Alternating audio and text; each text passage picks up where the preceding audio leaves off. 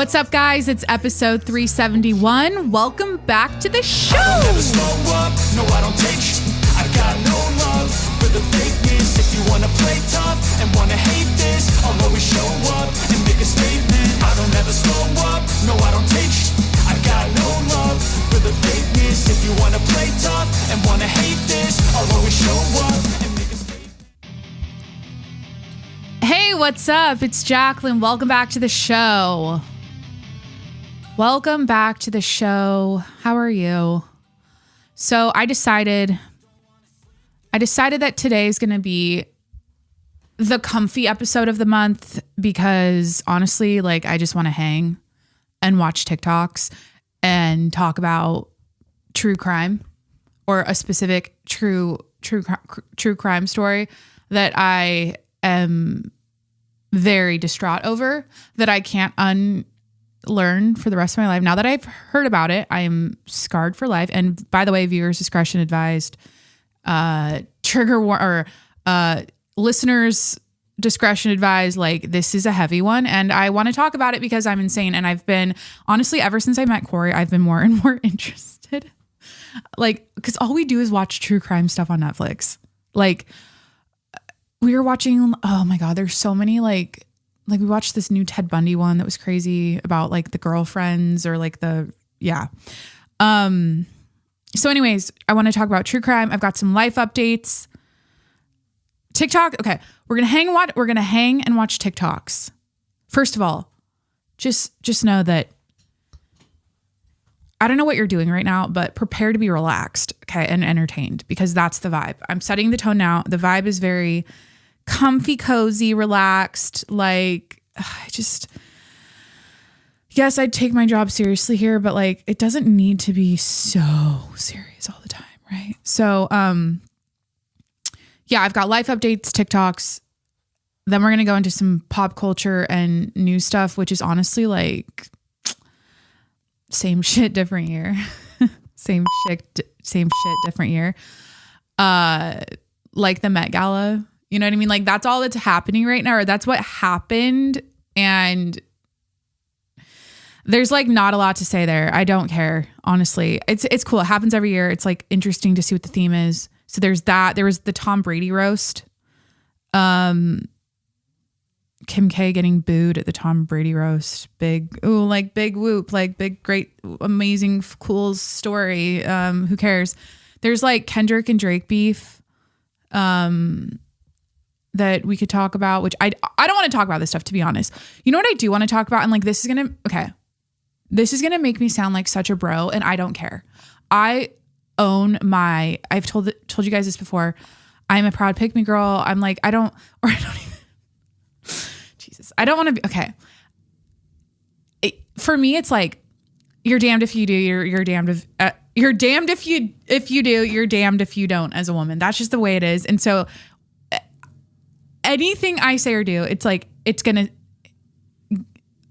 someone's probably got an issue with it. For some reason, me trying to sit here and tell you that I am absolutely like in awe right now of an NBA basketball player. That's what I really want to talk about. Like, I feel like that's just not, is that way off brand? As you know, like if you don't know, I was a former, really average high school point guard back in the day. And I played basketball for most of my childhood and all the way up through high school. I wasn't like a college athlete. Okay. But I love basketball, and I haven't been paying attention to NBA until like literally like two nights ago. So I want to talk about, Anthony Edwards, honestly, like, yo, I'm like, wow, you know, like I haven't been wow about an NBA player in so long. Like I don't really, obviously we've got LeBron, rest in peace, Kobe. We had MJ, but like who's next? You know what I mean? And like this kid is so, I just like, I was half asleep and I was watching this Timberwolves game, Minnesota Timberwolves. Is that where they're from? I don't know. And sorry, I'm like going off on a tangent about Anthony Edwards already. Well, like I'll play some clips and I'll like talk about it in like an interview he did a little later. But I like was half asleep on the couch, and I was just like watching this guy like back the defender down so far. He backed him down all the way and just like dunked on him. And I'm like, wait a minute, what did I just see? Like, no one does that. Or like, that's not like, yeah, people dunk, like guys dunk, they are showy and I don't know. There's just something about the way he plays basketball is very reminiscent of MJ. And it's like, do people say MJ? Michael Jordan, obviously. So yeah, I'm really like, and this is the thing about me. I get this way with rap again, like pick me, like annoying, like what kind of, I get this way about rappers too. Like I get obsessive about whenever I see someone that's like super great and they like, there's something about them like strikes a chord and inspires me or like gets me like really like amped up. I will literally like read everything on the internet about them, like watch every single video they've ever made or any interview they've ever done. And I get like super obsessive about them. And I don't know why. It's like, I don't know. It's so interesting to me. So Anthony Edwards, shout out. He's just so great to watch play basketball. And it's like, I'm like, this is what we need. We need something. No one's ever going to be Michael Jordan, but if we have, I just want there to be a guy. The NBA, like we just need a guy, a new face. Like Jokic is like basketball is like whatever to him. It's just like a job, but like he's not going to be the face of the NBA. Like he's not the guy. He's great. He's just not the guy. So, anyways, I've been watching basketball with Corey. We've been hanging out on the couch watching these NBA games. Is it like the semifinals? Like I don't even pay attention. Like I don't even know what's happening. I just know that I have a new favorite player, I guess. Cool. So before we get into the episode, again, this is going to be a great one.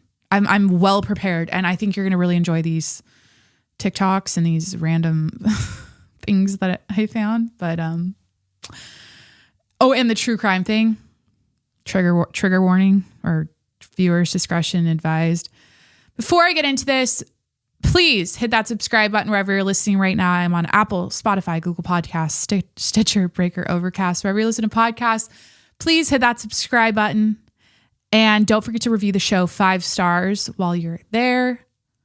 Review the show 5 stars. If you're watching this on YouTube, please hit that subscribe button on my YouTube channel. It's growing. I'm on this little like journey of, and we're going to talk about my social media, and the reality of the position I'm currently in, behind the scenes with my accounts.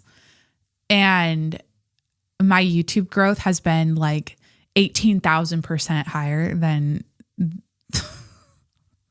like for 18,000% higher in the last like week than it was in the last 4 years. Okay. Cause I'm like working it now, but, please, yeah, if you're watching this, please subscribe to my YouTube channel. I post once a week, and I post, the full length episodes are on YouTube for you to watch. And then I post shorts. So clips of the podcast. And then, oh my God, this is like going way into the weeds, but I do have 2 new, podcast accounts on Instagram and TikTok. I'll explain the backstory of that in a sec, or like later. It's at Jacqueline's Podcast. Follow at Jacqueline's Podcast on TikTok and Instagram. Thank you. That's it. Let's get into the life updates. Do I have a chime, a whistle? What do we have here? Let's get into the life updates. Sorry, that's really annoying. Cool. Let me set the scene first. I'm drinking a Starbucks, a Coke Zero, and a Cloud Water. This is the Immunity Blood Orange and Coconut version. So those are the beverages today. And let me see what else to update you with. Oh my God, don't hit a wall. Don't hit a wall. Don't hit a wall. Okay. I feel like I need a heated blanket, and I just need to like hang out, and I need like soup, and I just want to like be warm. That's the vibe. Okay, before I get into the life updates, I'm going to crack open a cold one here. I'm going to crack open a cold DC.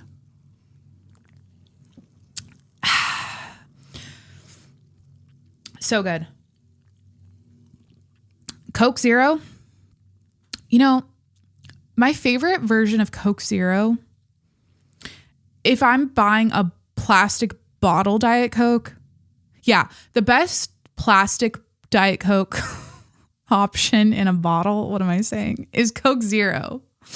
Canned Diet Coke is undefeated, but Coke Zero from the soda fountain. Oh my God. What is this episode? Like, let me get off of the beverages. I wanted to set the scene. I'm cracking open a cold one. I'm drinking the Diet Coke. I'm drinking a leftover skinny vanilla latte from Starbucks that we got after the gym this morning and a cloud water. Those are the beverages.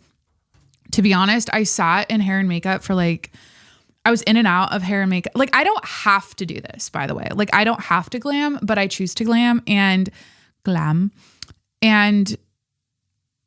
it's a double-edged sword because like I look great. I love how I look on camera when I take this time and put in this effort. And then I realize like it's 12:30. It's nap time. Like, this is my prime. This is like the time of day. I almost every single day I take a nap between like 12:20 and 12:40, or like 12:30 to 1 if I'm doing like a half hour nap. So this is like the worst time. It's always you know what? One thing. Okay. This isn't the episode. We're totally effing up right now. Okay. Anyways, it has been officially 1 week since I got fired from my corporate job. So this is week 1 of unemployment life. And honestly, I feel nothing. Like, I know that sounds psychotic, but like, I don't like miss my job.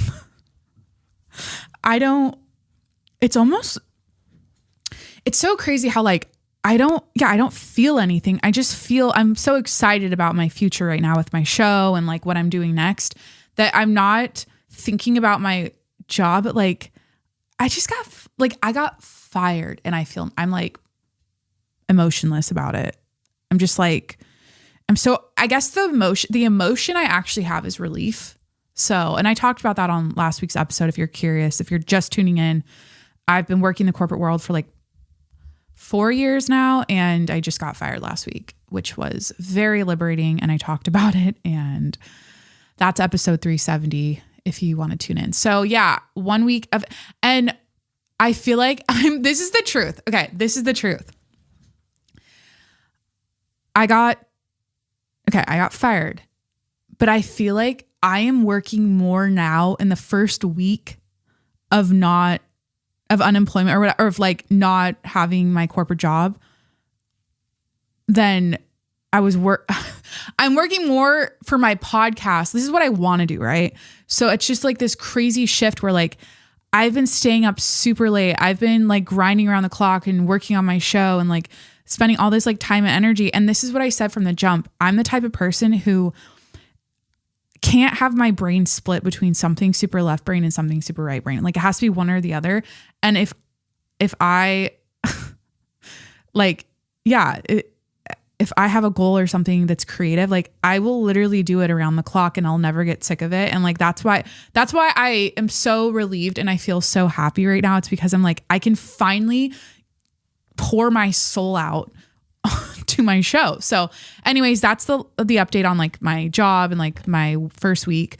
I watched the King, well, Corey had seen it, the King Richard, Venus Williams and Serena Williams movie with Will Smith. I think that's a movie he won the Oscar for and then slapped Chris Rock. Was that last year? I think that was last year's Oscars. Yeah. Or the year before. I think it was last year.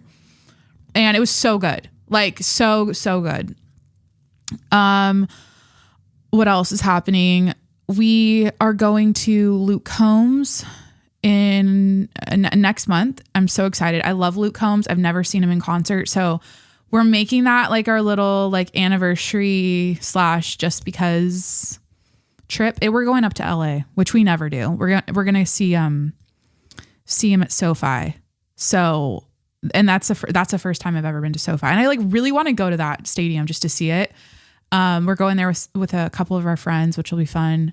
We got really good seats. So we're going to Luke Combs. Our anniversary is May 17th. So I actually leave for Vegas the next day. So we can't really do anything that weekend. So we're going to do probably like a anniversary dinner. And then I think we're going to plan a trip somewhere at the end of the month. It's like so much to pack in this year. It's insane. Like, yeah. I'm going to Vegas with my mom and my sister in a couple weeks. And then, I'm thinking at the end of the month for our anniversary, we'll do some sort of like naturey, hikey, campy type trip. Like I really want to take Corey to Yosemite because he's never been, and hike and like show him the like Half Dome and El Capitan and like the huge rock faces because they're so breathtaking. Like I'll never forget the first time I saw Half Dome. I thought I was on a different planet. Like Yosemite it was the first time because I'm from Washington State, and seeing Yosemite National Park was the first time where I was like, ooh, I think California's nature is better than Washington's nature. It's like different, but it's like, if I had to pick, I'm like, damn, California's pretty special. Like the granite is like, just the way it looks is like trippy. It looks like you're on like Mars or like the moon.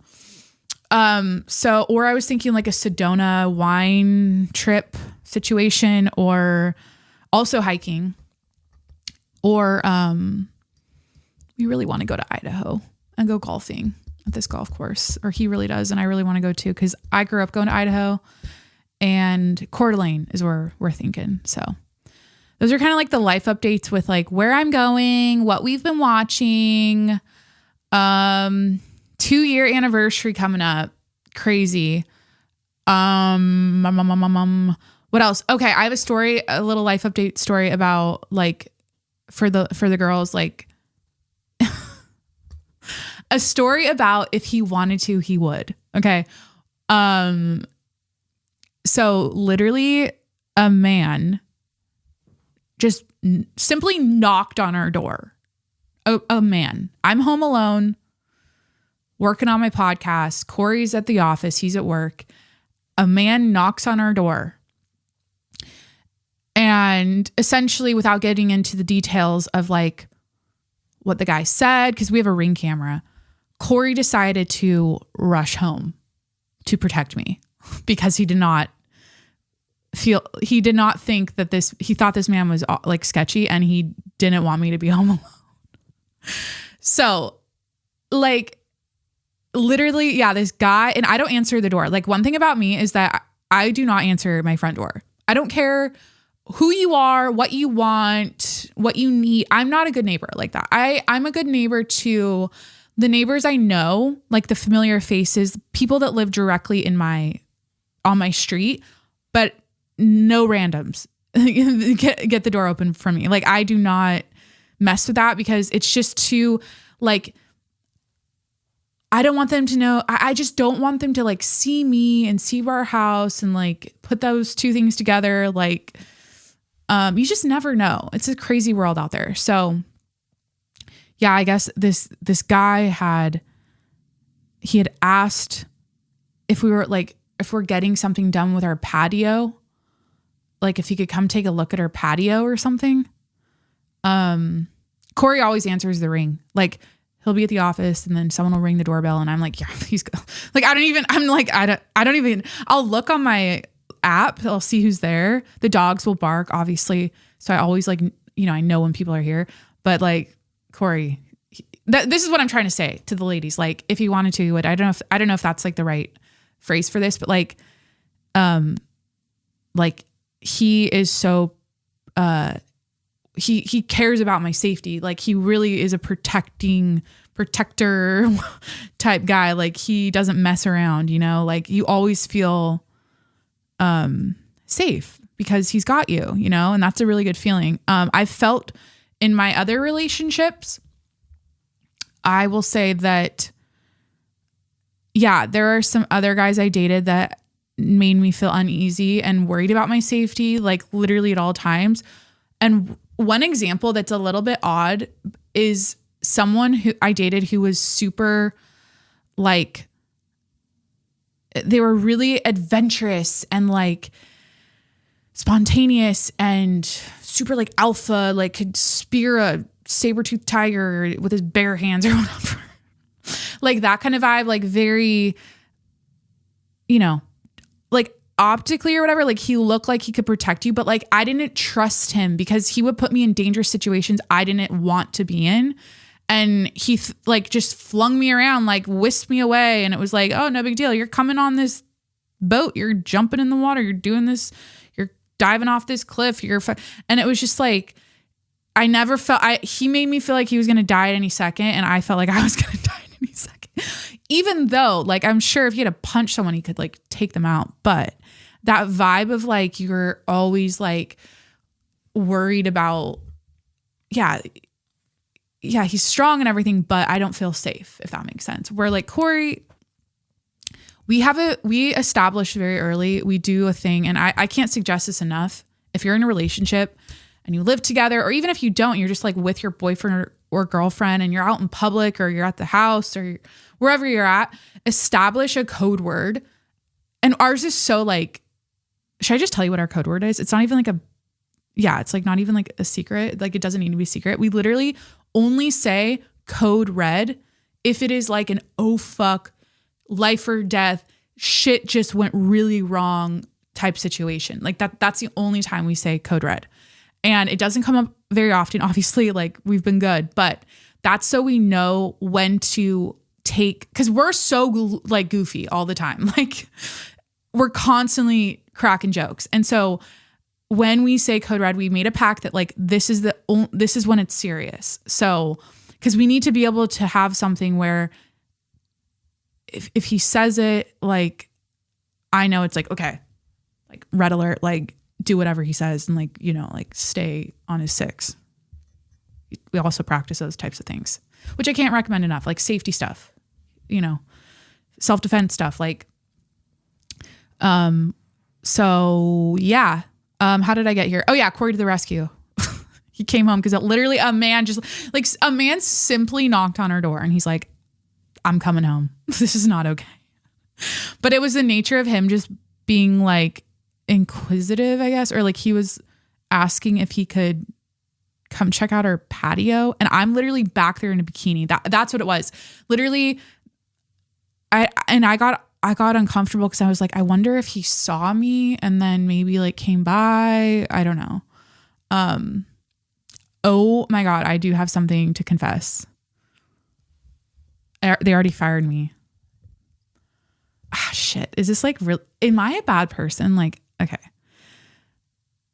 I got an aggressive knock on my door. Like not just like a da-da-da, you know, like not a, I'm here. Da-da-da-da-da. Mind you, we have a doorbell. And I don't know why you didn't ring the doorbell. Because we have a ring and this guy works for UPS. So anyways, a UPS driver came by and like he was knocking on the door like so intensely. And he's like, UPS. And I'm supposed to return my laptop to my old company because they're going to like hear this and be like, what the fuck? Who fucking cares? But I'm home alone and this guy's making me feel so uncomfortable by the way he's like pounding on her door. So I'm like, I know I have my laptop right here in this box that I could easily just hand you and you could just drive off with it. And, you know, that would be the final thing I have to do with my company. So, you know, that you have to return your equipment obviously at some point and like that would just end it, you know? But I was so like, no, I'm like, first of all, you don't fucking knock on my door like that. That's second of all, no.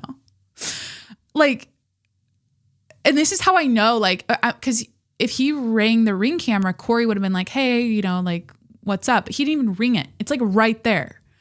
So yeah, he's banging on the door. I'm just like, not today. Like, sorry, you're not gonna. I'm too uncomfortable by the way you're knocking on this door. It's like, are you angry? Did you just get in a fight with your girlfriend? Like, it was kind of one of those things where it's like this guy's probably having a bad day. So, anyways, safety first. It's a crazy world out there. Those are the life updates. Cool. I'm trying to think what else. I kind of mentioned how I have to like redo my accounts, but I guess there's actually like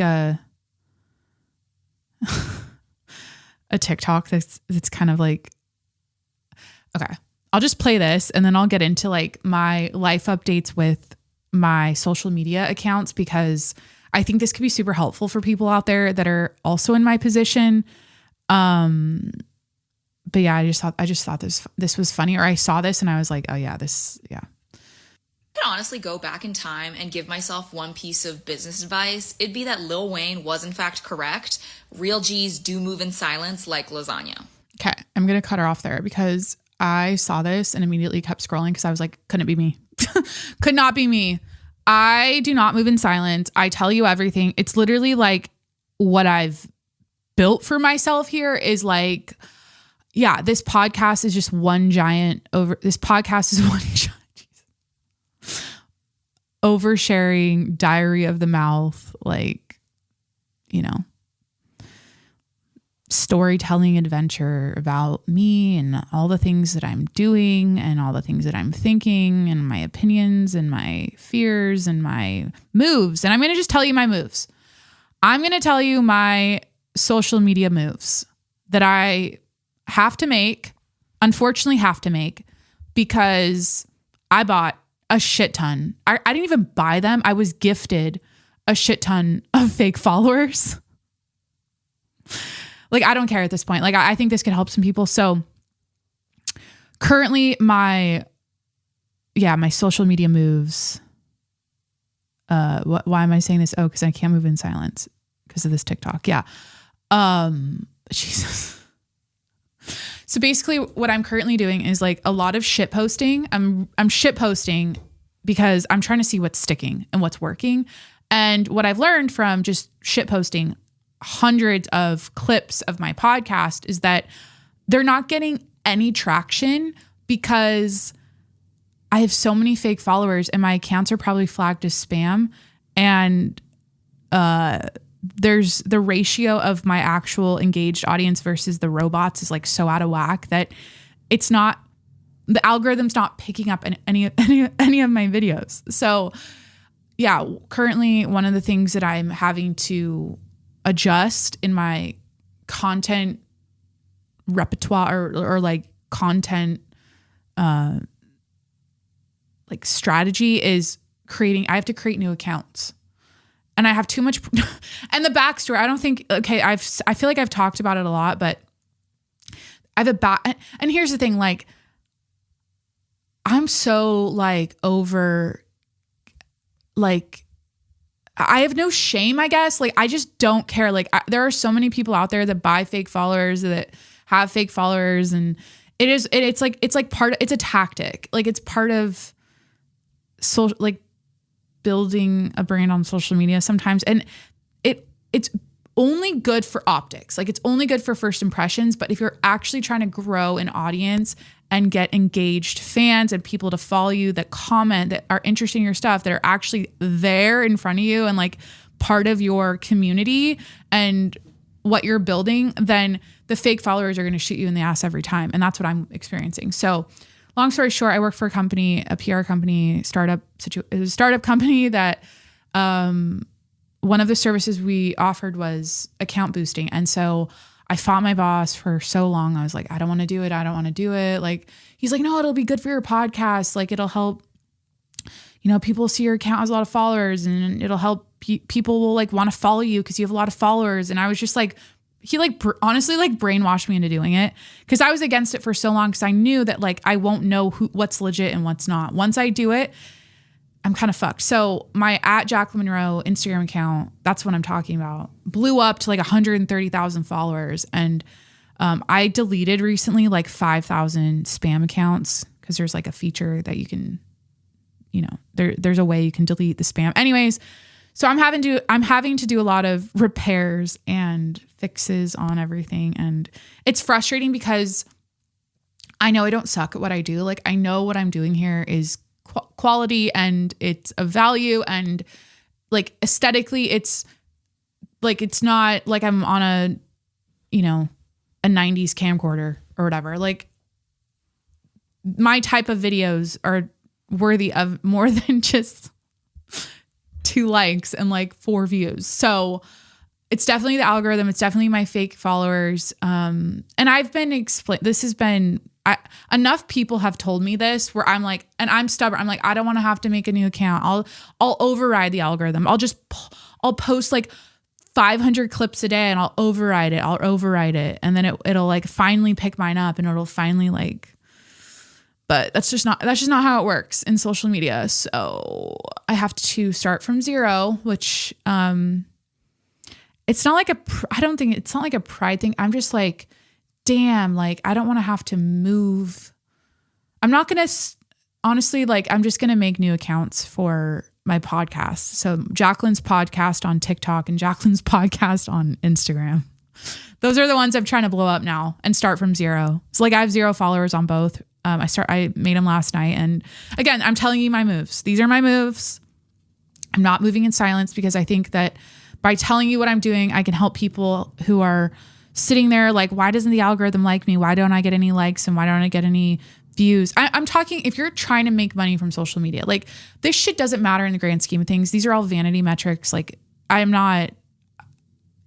aware of how this might sound. I'm talking about from a business perspective, people out there that are they need this engagement for brand deals and for sponsorships for their podcasts like me and for, just overall money-making purposes on social media. So it's part of the game. It's how the machine works. And I'm like, damn it. You know, like I'm just like, but my YouTube's legit as fuck with my 135 subscribers. I am so like obsessed with YouTube right now. So please, like, I know I asked in the beginning, but if you haven't subscribed to my YouTube channel, please go subscribe.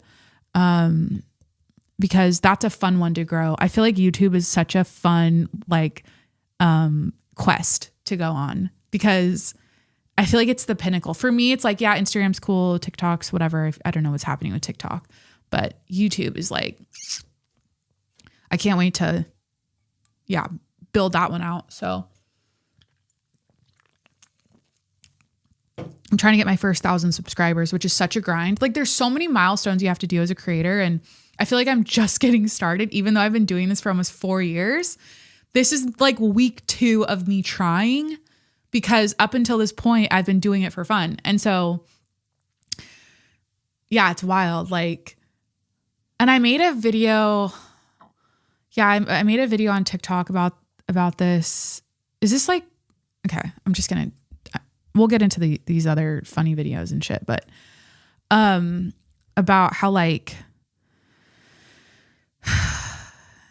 I don't know. I don't want to get into like businessy self-help or mindset stuff, but I don't care who you are out there, but like, and what you do, but if you want to be good at anything and successful at anything, it's all like the word is consistency.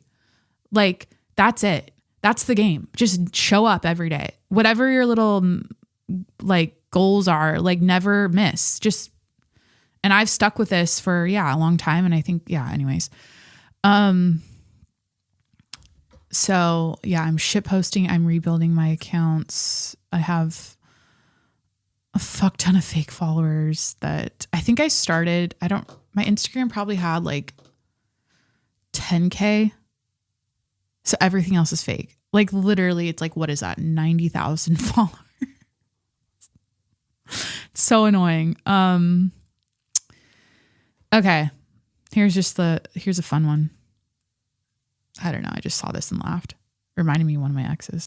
I used to be in a lesbian relationship. Not with a woman, of course, but with a man that was a bitch.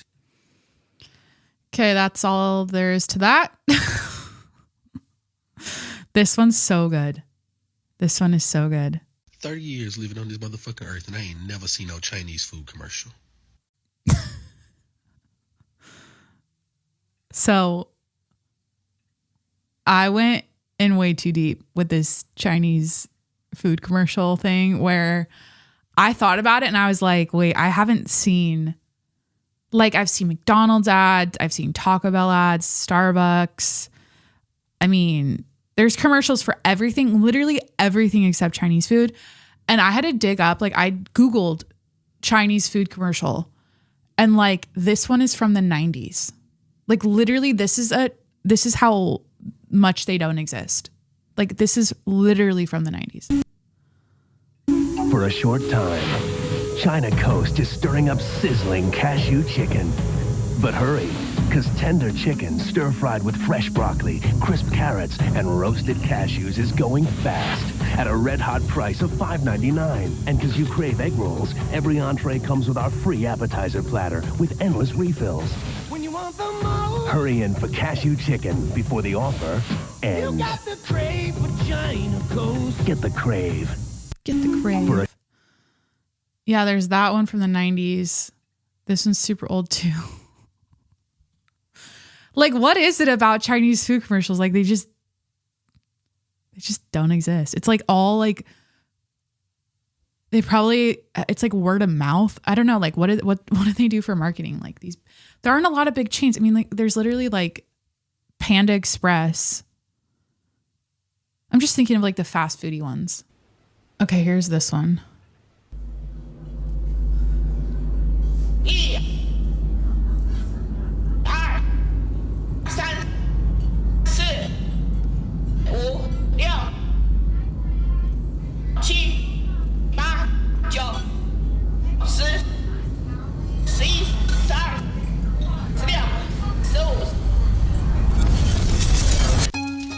Welcome to China Kitchen.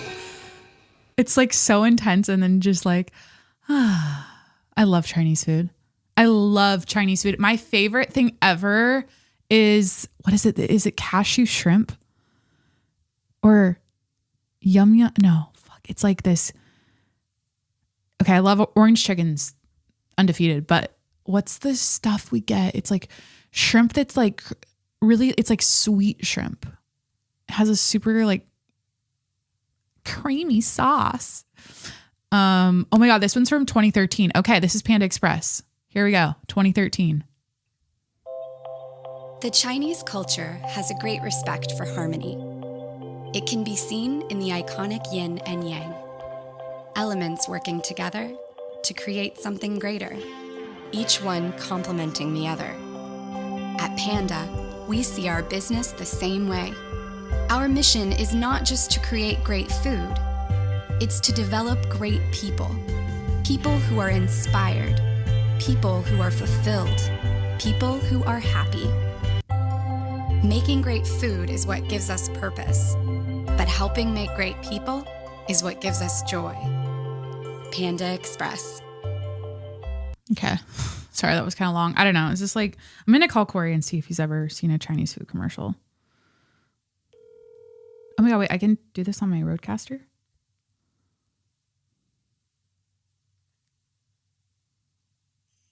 Hello? Hey. Hi, honey. You're on the podcast. I love being on the cast. How's everyone doing? You're doing great, honey. What's the topic for today? I have a question for you. Oh, shit. I can't give you a straight answer, but go ahead. No, like, think about it, though. In your life, whole life, when you're watching TV, have you ever seen a Chinese food commercial? Panda Express. You have? Oh, yeah. Like, you recall, like, seeing... Yeah. Any other tough questions? Are you kidding me? I literally saw this TikTok. This guy was like, in my whole life, I've never seen a Chinese food commercial. I was thinking about it, and, like, they don't... Panda Express. Damn it. I literally just played a Panda Express commercial. Yeah. Damn it. So okay. So I thought I had something here. Like, they're non-existent. No, I saw that, and I've also seen a Chinese dancing concert that they have in town. But mostly Panda Express. I've seen that multiple times.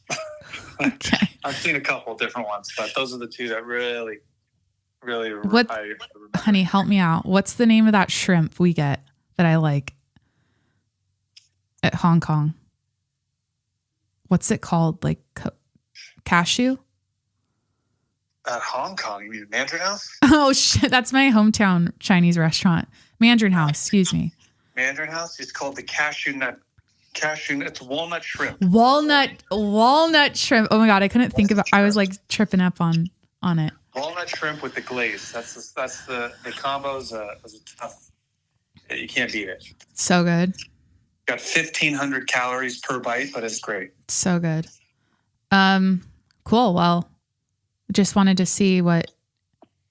I don't know. I like this game. Any others? I'm just honestly like, this whole episode is just, it's like, what is it? You know, but we're doing it and we're watching TikToks right now. And I talked about how you immediately rushed home when the man knocked on her door.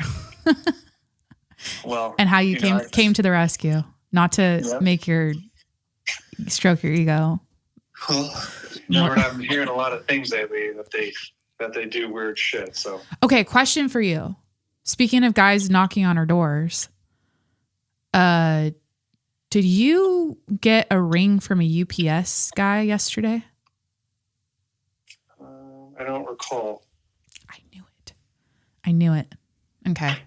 There's a story. You'll have to listen to the cast. I told the story about the UPS man yesterday that I denied. Okay. Yeah, I don't remember seeing that. Okay. I might have been on a call or something. Okay. Yeah. But it's good never to answer the front door. Never. Not for anyone. Yeah. Just for you. Just for me.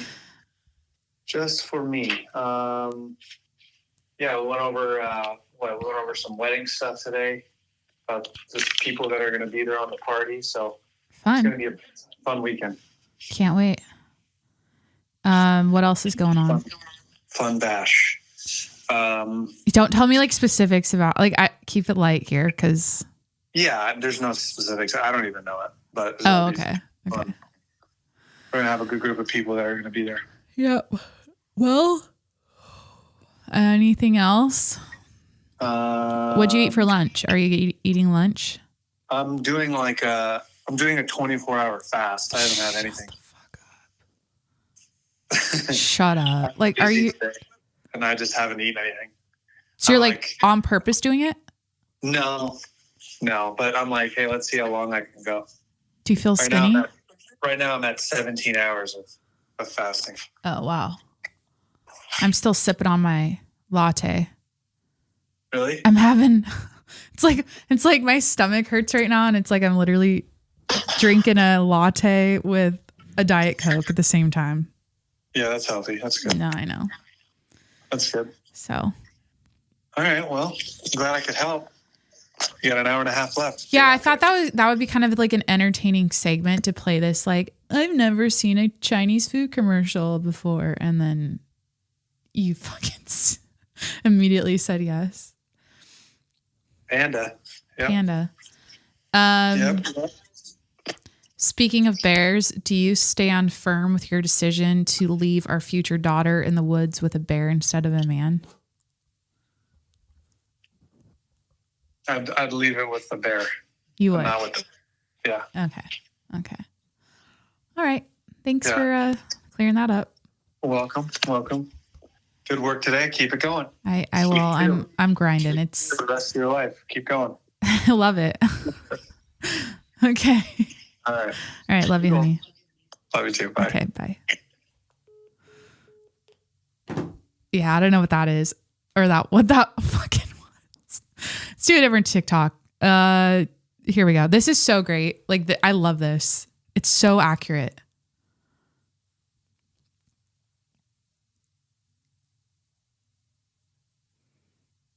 Fitting pop-off king. You're totally giving golden retriever boyfriend energy, which is okay. Oh my god, the fitting.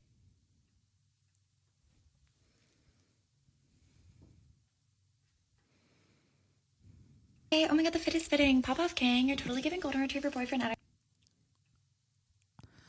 Okay, this is point of view. You go on a date, but she speaks in TikTok brain rot language. If you know what that is, you'll immediately, or if you don't know what that is, you'll get it immediately. Here you go. Oh my god, the fit is fitting. Pop off king. You're totally giving golden retriever boyfriend energy, which is amazing because I want to be giving black cat energy. So you know what I mean? Anyway, I read all the reviews on this restaurant on TikTok, and apparently the tuna tartare app is absolutely to die for, and it is life-changing. But I might get a chicken Caesar salad. You know, like movie, when we're back in Poughkeepsie, I feel it. I'm so obsessed with watching her TikTok journey. I'm so obsessed with her. Yeah, anyway, what are you gonna get to drink? I'm feeling like an espresso martini moment, but everything in here is giving dirty martini aesthetic. Olive Girl summer, and also I was trying to go for like a classy old money core vibe. Yeah, so I feel like a dirty martini will match my aesthetic a little bit more. Yeah, what are your hobbies? Oh, sorry, I'm just on my phone because I posted a GRWM and OOTD for the date ahead of time, and I just want to see how it was doing. Yeah, but golf? Yeah, that's so slay. Yeah, what are my hobbies? How dare you ask me? Girl hobbies, of course. Yeah, I really like hot girl walking. I really like girl dinner. I really like getting my hair done and like online shopping. That's girl therapy. Yeah, I think I might do like a Scandinavian hairline or maybe like an old money blonde. Ooh, or maybe a cowboy copper. What do you think? No, it's not natural blonde. Okay, there aren't any adult blondes out there. Okay. What do you do for work? Finance. You're a finance bro. Yes. Oh my God. I can't. There's like 10 seconds left. Here you go. Slay. Red flag. Oh, you heard that? Yeah, that's so great. Oh my God. I unfortunately have heard this in the wild. This TikTok brain rot speak in the wild more times than I can count. And it's crazy. Like it is, when you hear it, you're like it was like 3 a.m. at a party one. No, not that late. It was like, I'm so like, I'm tired, but I'm like drunk. And I'm like standing in the kitchen. I don't know. Like, I'm just like, it's the end of the night. And this girl's like, her eyes are bugged out talking to me like this about social media stuff. Cause I think I said, oh, I have a podcast. It was like, slay, da, da, da, da. Like whatever, like exactly like this girl. And yeah, like, I don't know. Do I talk like that? Sometimes I have like I'll say like moment or it's giving, or I'll say slay. I like saying slay in the comment section if I'm typing something. I don't know, but it's crazy. Like people, what did she say that like really like triggered me? She was like, oh, the espresso martini versus dirty martini aesthetic. It's like thinking in everything in your life is like you're thinking in social media. Like everything you do is like, I don't know, from that frame. So anyways, here's a helpful tip for my fellow overshares who need help with not oversharing.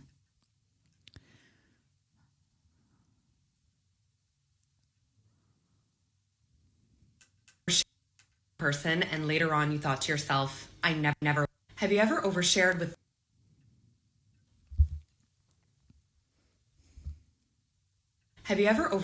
the wrong person, and later on you thought to yourself, I never want to do that again? We've all been there. The next time this happens and you feel pressured to continue that pattern of oversharing, I want you to go gray rock. Wait, what? Yes, gray rock is a communication tactic where you become more bland or basic with your responses and overall less engaged in the conversation. For reference, I'm Well with Rael, your communication coach, here to help you socialize and articulate with kindness, class, and confidence. Executing the gray rock method can be hard for those of us who are extroverted or like to talk or have a pattern of sharing certain information with certain people. You might also think that going gray rock means you're being cold, defensive, or angry, and that doesn't have to be the case. So here are a few examples of replacing oversharing with some soft gray rocking. Yeah, remember I told you I got fired last month? It's been so hard finding a new job. People just don't respond. I was barely making rent as it is, and now my severance is almost up, and I'm really worried. I don't know. Yeah, I'm still looking for a new job and going to a few different networking events to hopefully meet new people and find new opportunities. Okay, so you see the difference. Cool. Gray rocking. Gray rocking. I'm going to gray rock. I feel like here's the thing. When I saw this video, it reminded me of a conversation I had in the sauna with someone where I noticed myself like really holding back about the details of my life and like my situation with my job and like my podcast. Like I just keep it very surface. And I feel like I don't know if it's like a trust thing with me. And I don't know if this is some sort of like control thing. Like whatever. But,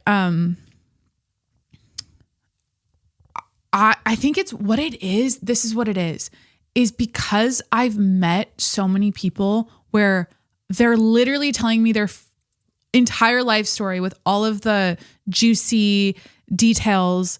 Like as soon as I meet them, like they're already saying all this like really intense stuff. Like I never want to come across like that and seem like this messy, chaotic, dramatic chick. Like, I mean, honestly, it's like, who cares, right? Like who really cares? But I think there's a time and a place.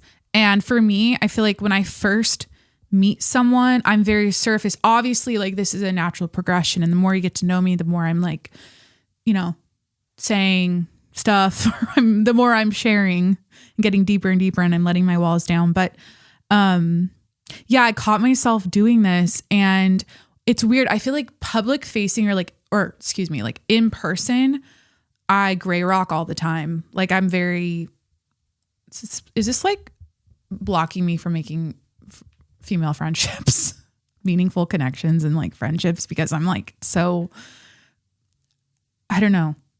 But what I'm saying is that I do not carry that trait. When I get on the microphone, you're going to hear my entire life story, which is super, like, one of the things that is always in the back of my mind is that, like, I'll meet someone and maybe they'll mention they listen to my podcast, maybe they won't, or whatever. But it's crazy how, like, if you listen to my show, and I feel this way about so many other podcasts, like you literally feel like you know everything about the person. So it's just like this weird new age thing. Like that's what I'm offering here. Like I know what I'm signing up for. Like I know that's what I do, but because it's a lot. Like I literally pour it out for like 2 hours every week and say everything. Actually, there are certain topics I don't touch, and I'll be honest. And this will be a fun little. Maybe I shouldn't say it. There's some stuff.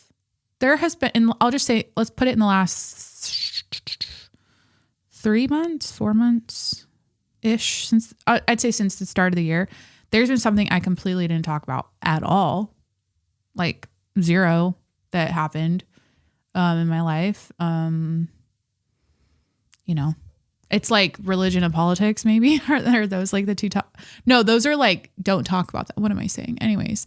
So yeah, I don't say everything here, but I say a lot. So gray rocking, a nice little tip there. If you are a chronic overshare and you want to learn how to pull the reins back, just keep it simple, you know? I like this too.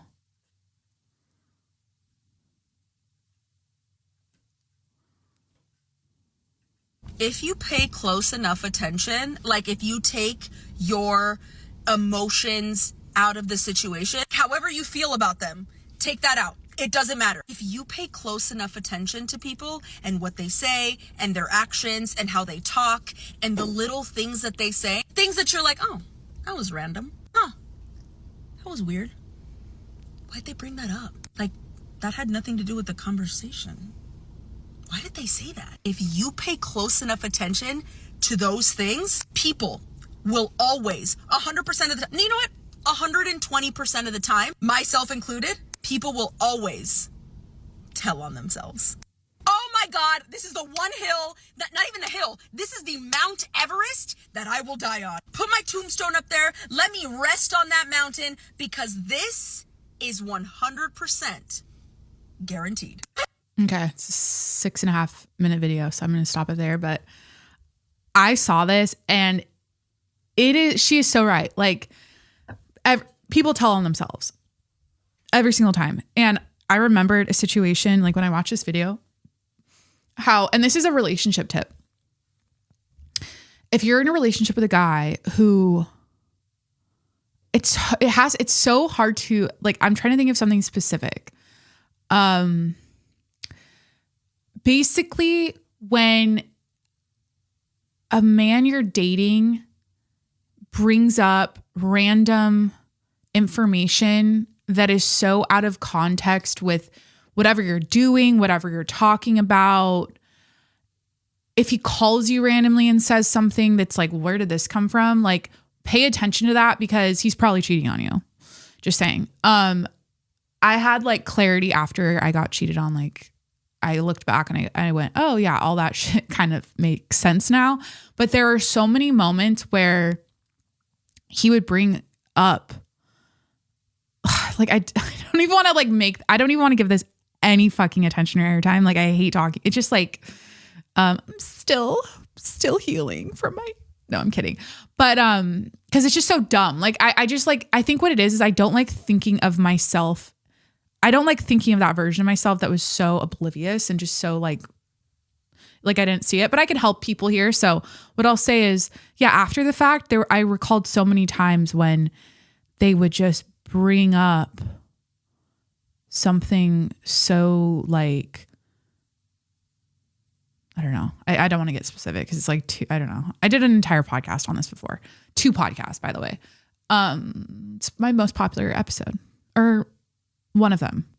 So, but what I was, the day I found out about everything, like the red flag for me was just what this girl said, how they tell on themselves, because he would never tell me details about where he was going, what he was doing, who he was with. He was never like, I trusted him. I was like, go, like, have fun, go do whatever you want to do. And on the day I had found out, it was so odd how he called me and gave me like really specific random details of his whereabouts and his plans for that night. And I just was like immediately gut feeling like I just knew, because I'm like, this, you called me earlier, I already knew what you were doing. And then, so people will tell on themselves every single time if you pay attention.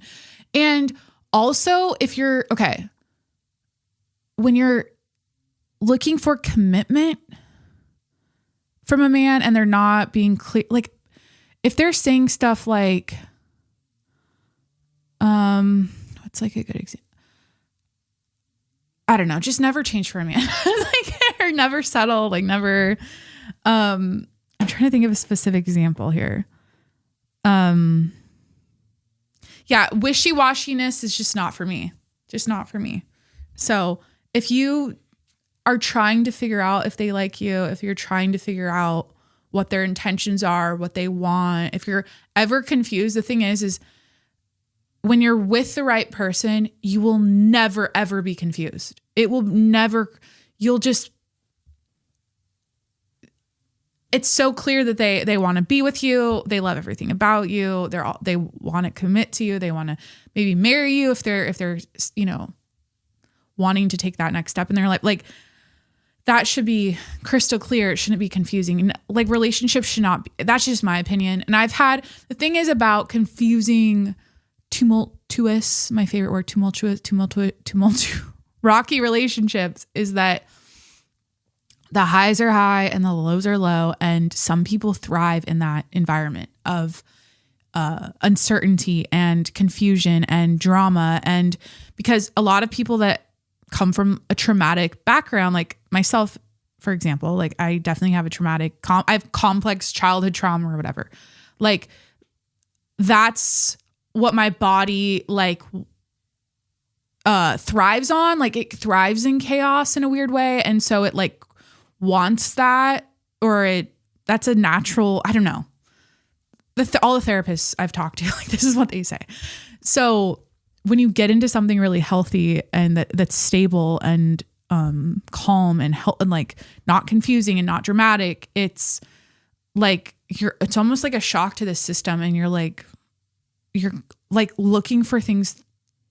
I did that, and I'll admit this, like, and this is what my biggest advice for women that are coming out of abusive, toxic, not to say, okay, I was never in an abusive relationship, I will say that, but like toxic, fuckboy, drama, losery relationships with stupid men who don't really like you and that are just, you know, using you or whatever. Like, when you go from that to something healthy and stable, if you're not careful, you'll sabotage it, because you'll pick a fight, you'll make something up, it's like it's so dumb. I don't even know what part of the brain does this, but you're like searching. You'll be like, I don't know. Like I had a bad moment with Corey. Like it wasn't even like a horrible, like it wasn't bad where it's like, it's over, but okay, this is so dumb. I'll just tell the story. Like we're literally getting married. Like everything's good. Like nothing is bad. Like, but we were walking through like a CVS or Rite Aid and he had his arm around me and I like took it off of me. And I was just like walking by myself and I was being all dramatic because maybe like some little thing he said in the car, like something so dumb. And I'm like, that was all bullshit. Like that was not me. Like that wasn't what I actually felt. I just like it's like you create drama and you create problems out of thin air when you're not used. It's so fucked. This is a thing. There's like psychology to this, but my tip, if you're like me where you're used to like drama and everything's like all over the place and you know it's just chaos and just unhealthiness, when everything's good and happy and loving and supportive and positive and perfect when everything's perfect, you just be careful. Don't sabotage it. Don't throw a wrench in the situation just for funsies, just to see. But see, women do that. They like that's how they like test their men, though, right? Like, isn't that like a natural thing you do early in dating, just to like test your man? Bitches, we're crazy as fuck. I mean, like, all of us, men, women. It's just like it's a wild world out there. Like human beings trying to like mold themselves together and couple up and like adjust to each other's personalities and mannerisms and wants and needs and desire. It's just like a lot, you know? So no wonder things go sideways so quickly. And so people will always tell on themselves. There's that TikTok. And now strap in, okay? Strap in. If you have a weak stomach, please skip ahead. We're doing it. I'm just going to rip the Band-Aid off. I'm going to rip the Band-Aid off and play this video about a woman named Allison that survived something insane. And her story is a miracle. And so we're gonna jump right in. I have a TikTok. I have a couple TikToks to play. One of them's about 10 minutes, by the way. So we'll listen to the whole story and I'll break it down after. But like skip ahead 10 to 15 right now if you're queasy. But if you're like me, you probably heard that and immediately started popping popcorn because you are, I don't know. Is that insane to be that way? Like, what is, it's like when you hear like, don't look, you're going to look, you know, don't listen, you're going to listen. It's like, you're curious like that. It's kind of, you're it's weird. Like the older I get, the more I'm like these true crime shows, they really get me now where I'm like super locked in and I could not. And I've said this so many times, but I swear the only reason I even dabble, like deep dive now, like I watch them. I know it's not like the healthiest to watch before bed, but like I love a pre-bedtime true crime documentary. Literally the only reason I can like fall asleep peacefully after I watch these shows is because Corey's with me. Like I could never, when I was single and I was living by myself, even when I was like in relationships and just when I had my own place, like I could never watch these types of shows alone. Like, so anyways, I'm going to play this. This girl on TikTok just like broke down the story in a really good, like clear way. So we'll play this and then we'll get into it. Have you guys ever heard of the case of Allison Botha? Because I watch a true crime video like every day while I'm getting ready, which my boyfriend says is a red flag, but this is by far the most craziest, most insane, sickening, in the worst way possible case that I've ever heard of. So I'm going to tell you about it. And if you have like a queasy stomach, or you just are not good with listening to gruesome details, don't watch this. Okay, so it's 1994. This case takes place in South Africa. Like I said, her name is Alison Botha. She is a normal girl, normal, happy childhood. The day that it happened was December 18th, 1994. And she goes out with her friends. They have a beach day or whatever, completely normal day. They go back to her apartment to hang out. And then one of her friends is going to walk home. And Alison is like, I don't want you to walk home. I'll give you a ride. So it's 1 a.m. Alison drops off her friend. She goes back to her parking lot. Back in her apartment, she is getting out of the car. A guy comes up to her with a very, and I don't want to say the wrong thing because I don't want TikTok to take this video down, but a very sharp, long weapon that you usually use in the kitchen. And a guy puts it up to her neck and says, get in the car or I'll kill you. Before we get further in the story, let's introduce the two men who are terrifying, that are the main part of the story. So Franz Detroit and T.S. Kruger. A little bit about Franz. He had a decent childhood, son of a policeman. He started dabbling in Satanism in high school. He started dating this girl who said that she was a witch and she loved Satan. So Franz loved Satan as well. He said that he was possessed by the devil when he was like 14 or 15 years old. And then he kind of like backed off from it a little bit. He went into the army when he was 18 years old until he was 20, which is so concerning that a man that says he is possessed by Satan is in the army. Like, that's so scary. And then when he gets out of the army at 20 years old, he starts dabbling in petty crimes like stealing and things like that. And at this point of the story, he is 26 years old. So a little bit about Tians. He is 19 years old at the time of the story. So you have Franz that is 26, Tians that is 19, and then Alison is 27 at the time of the story. So compared to Franz, Tians had a bad upbringing. He had a hard childhood, I think. He dropped out of school, and then he ended up also joining the army when he was 18. And then he also actually started dating a girl who said she was a witch and started dabbling in Satanism. And I guess that's kind of how the two guys became friends, because there are a couple of white guys. One's bald, the other guy's got like longer hair. They look like they do something like this. That's what I'll say. They just have a scary vibe about them. One's bald, the other guy. They both dated witches that loved Satan, and they loved Satan, and then they were both in the army, like so they kind of had that in common. Like this. Okay, so back in the parking lot, Franz is holding the thing on Alison's neck, and he's like, don't worry. He's like, get in the car, whatever. They get in the car. He says, don't worry, I don't want to hurt you. He keeps telling her that over and over again, and then he's like, we have to pick up my friend. The friend being Tians. So now Franz and Tians and Alison are in the car. They drive her out all the way to the field. And at this point, like, Alison's begging, and she's like, you can have the car, just drop me off here, like, I won't tell anyone, blah, blah, blah. And the guys just start ignoring her, and then they drive her out to the field, and they just look at her and say, are you going to fight? By that point, Alison knew what was going to happen, and I think you can assume what happened. They abused her in the worst way possible.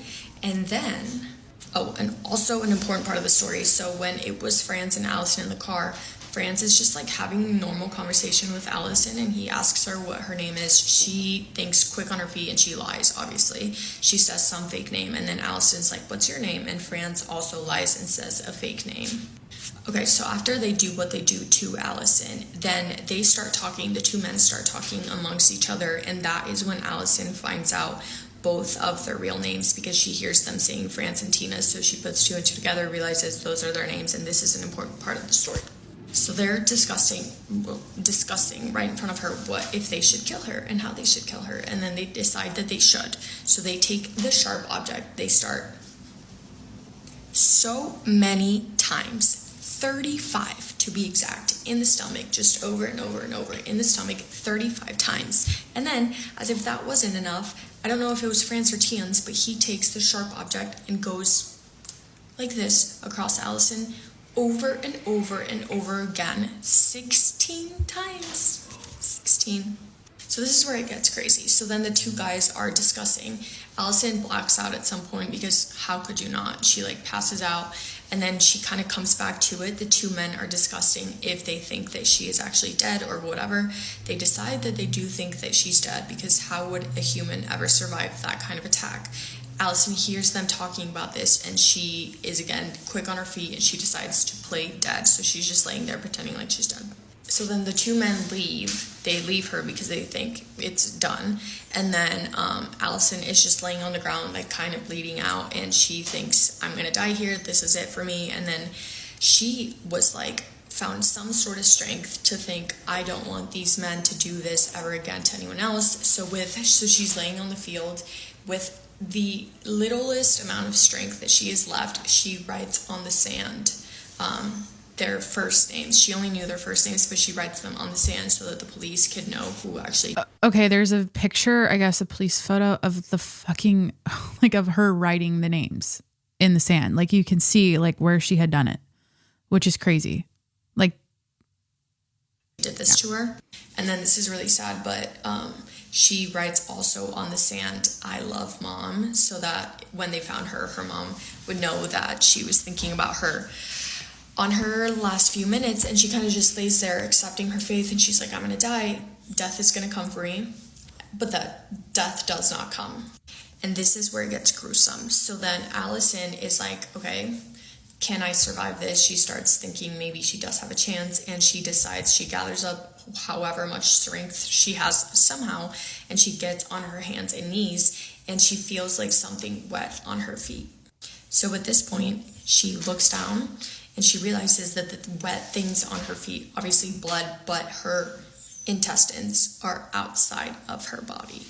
So somehow she gathers, again, the smallest amount of strength that she has left. She reaches onto her clothes. She gets her clothes because she realizes that the men threw them out of the car before they left. She gets the clothes, wraps up her stomach to kind of hold the insides back in, and then she tries to stand up.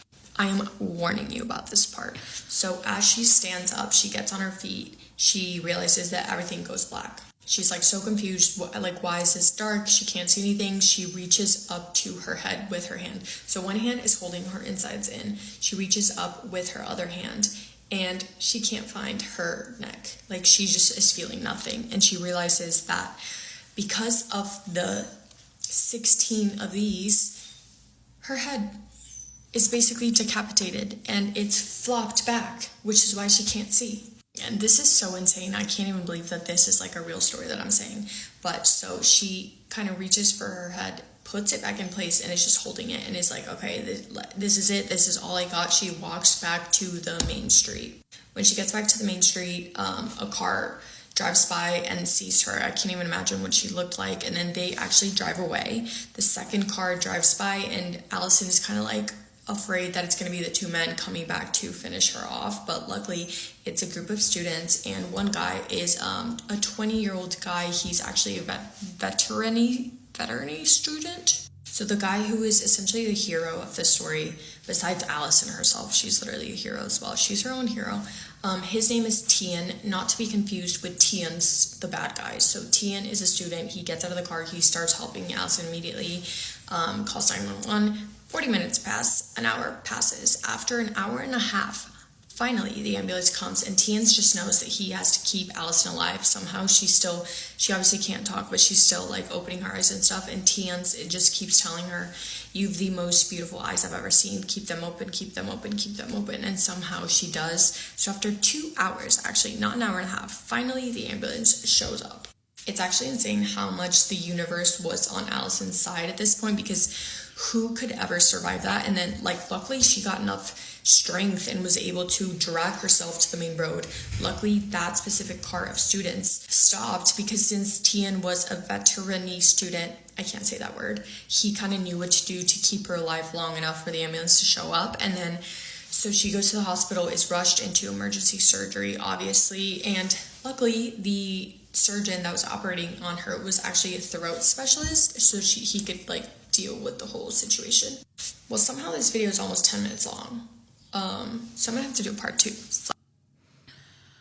I don't think she did a part 2, but that's good enough for me. I don't know if that's enough for you, but that's basically the story, the crazy story of Allison Botha, I think is how you say her last name. I'm also going to play this clip of her interview. And then we'll talk about it. Suddenly a guy just appeared there. He was looking for someone. Put a knife to my throat and just said to me, move over, else I'll kill you. And you never know how you're going to react in a situation like that, but what I did is just to stay calm, to do nothing to make him angry. I thought it would just be, he didn't tell me at the time what he was planning to do with me, but what they had planned was to rape and kill their victim. He picked up a friend, it was two white men, and they took me to the bushes in the outskirts of PE. This happened in Port Elizabeth. A bushy area, dark area. I hoped that it was only going to be rape, because when they said to me, are you going to fight us? I thought, well, I can get through rape. Surely if I can just switch off, I can get through it. But they had planned to actually kill their victim. So after the rape, they strangled me. Fortunately, I was unconscious through most of the injuries, because they then stabbed me in the abdomen about 36 times, the doctors found out, and then cut my throat 16 times. Ugh. Okay. Enough of the videos there. So yeah, just to recap, she was 27, 27-year-old at the time, and this was in Port Elizabeth, South Africa. I just read here that her killers they were released. They didn't kill her, but they got pretty fucking close. How do you not go for life? You know what I mean? Like, after 28 years behind bars on July 4th, 2023, Franz Dutoit, I can't do French, and Tiens Kruger were released on parole by the Department of Correction Services. Yeah, I don't know. When I was watching, because you never know what's going to pop up on your FYP, right? And I was just like, okay, I don't know what time it was. It was probably like pre-bedtime. This video came up, and I saw that it was like going to be 10 minutes, but I think the caption was like, this is the most insane true crime story I've ever heard. And I hadn't heard, like, I've heard so many of them, but like I hadn't heard this one. And I was like immediately just locked in by it. Just the way she told the story. That was by M. Shelley on TikTok, by the way, the girl that narrated the story about Allison. And yeah, just the nature of how things unfolded, where she's literally sitting there with her intestines wrapped up in her clothes and her head it's like she had to like flop her head back up. These were the details that I was like, I can't believe what I'm listening to. And she survived. Like, if your arteries in your neck aren't pumping blood to your brain, like, they must have not, I don't know, something was still connected where she survived that. Because I don't know how you get 16 slashes in your throat. And like, it's a true miracle. I mean, and then the fact that it took 2 hours for the ambulance to finally arrive and she didn't like bleed out in those 2 hours and die? Question mark. Like, so I noticed that Allison Botha, Botha, I think it's Bata. I think that's how you say it. I noticed that she has a TikTok. She like made a few videos, but I think she does like public speaking stuff now and talks about, I don't know, being a survivor of, the amazing survival. There's actually, wait a minute, is there a video? I want to say there's a documentary on, is it on Prime? It's called Allison Movies. Allison documentary.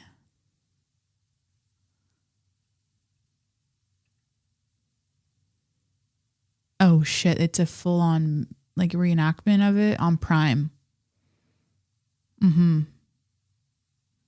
Yeah, so nuts, just absolutely like, what the fuck? It's like, I didn't need to know that, you know what I mean? Like but it was one of those stories where I'm like, this is crazy she survived. It just goes to show you though how like the will to live is so strong. Like, even at your final moments, like, you're still like, I'm going to do what I'm going to, like one little centimeter, one little millimeter makes the biggest difference in like, you know, just like moving your body a little bit or like tucking your organs back in and fucking crawling, you know, like, yeah, that's the question of the day. Have you ever been in a life or death situation? And, how was it? Right into the show. I should do, oh my God, like, should this just be my niche now? Like true crime. I don't know. It's so intriguing. And I think it's because it's unfathomable to like think about like, yeah, what, I don't know. So that is not the show. We're still going, but I'm pausing because I need a beverage. Those are like, okay, so we did my life updates. We did our TikToks. Yeah, the Met Gala, right? So everyone's talking about Kim K's dress that she wore. It was a Mason Margiela dress. It was like chainmail or like metal. And people are speculating about the sweater she wore over her shoulders because it looked so odd. Like it didn't look like it was supposed to be part of the look. And she's like, I think she said in an interview, oh, this is like when you're cold and you put on your boyfriend's sweater when you're walking through the garden or something. Like, I feel like they just made that up. And a lot of people are speculating because the corset was so tight. There's no way she didn't just have like a ton of like bulging back fat by her like armpits at the back, you know? So they covered it with a little like raggedy sweater. Piece of me likes it. Like a piece of me is like, kind of looks like it's kind of a look. Like it looks like a complete I can see the juxtaposition or whatever between like the hard metal with the soft sweater. I don't know. I just don't love her as a blonde. Like she just doesn't, I mean, I don't love her hair, how it looked in that, but it's like Khaleesi blonde, like very, very white blonde. But speaking of Kim K, she got booed at the Tom Brady roast. Like, again, when I started the show, I was like, I don't really want to talk about any of this stuff. It's like, whatever. It was cool. Like, I liked watching Bert and Tom get up there and do their thing. They had a good little segment during the roast. And then obviously everyone's talking about Nikki Glaser and just how she killed it, how she was the one that like stole the show. And she's like, I've seen her roast before, or like, yeah, I don't know. She just has like a fuck you-ness about her. Like or not like a fuck you-ness, but like just a very cutting way of talking when she's at these roasts where it like, cause you're looking at her and she's like this cute blonde, like lady with nice legs. And she's up there in her like hot outfit. And it's like, she's just being aggressive, and it like works. So, yeah, but Kim got booed. I guess here's the clip of it. But Netflix like cut it out. Has to come from somebody worthy of a moment as such. A special friend and a special lady. Kim Kardashian. Come on.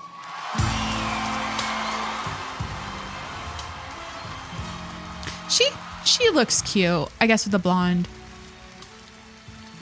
Thank you so much, Kevin. Well, thank you. I know a lot of people make fun of your height. Ooh.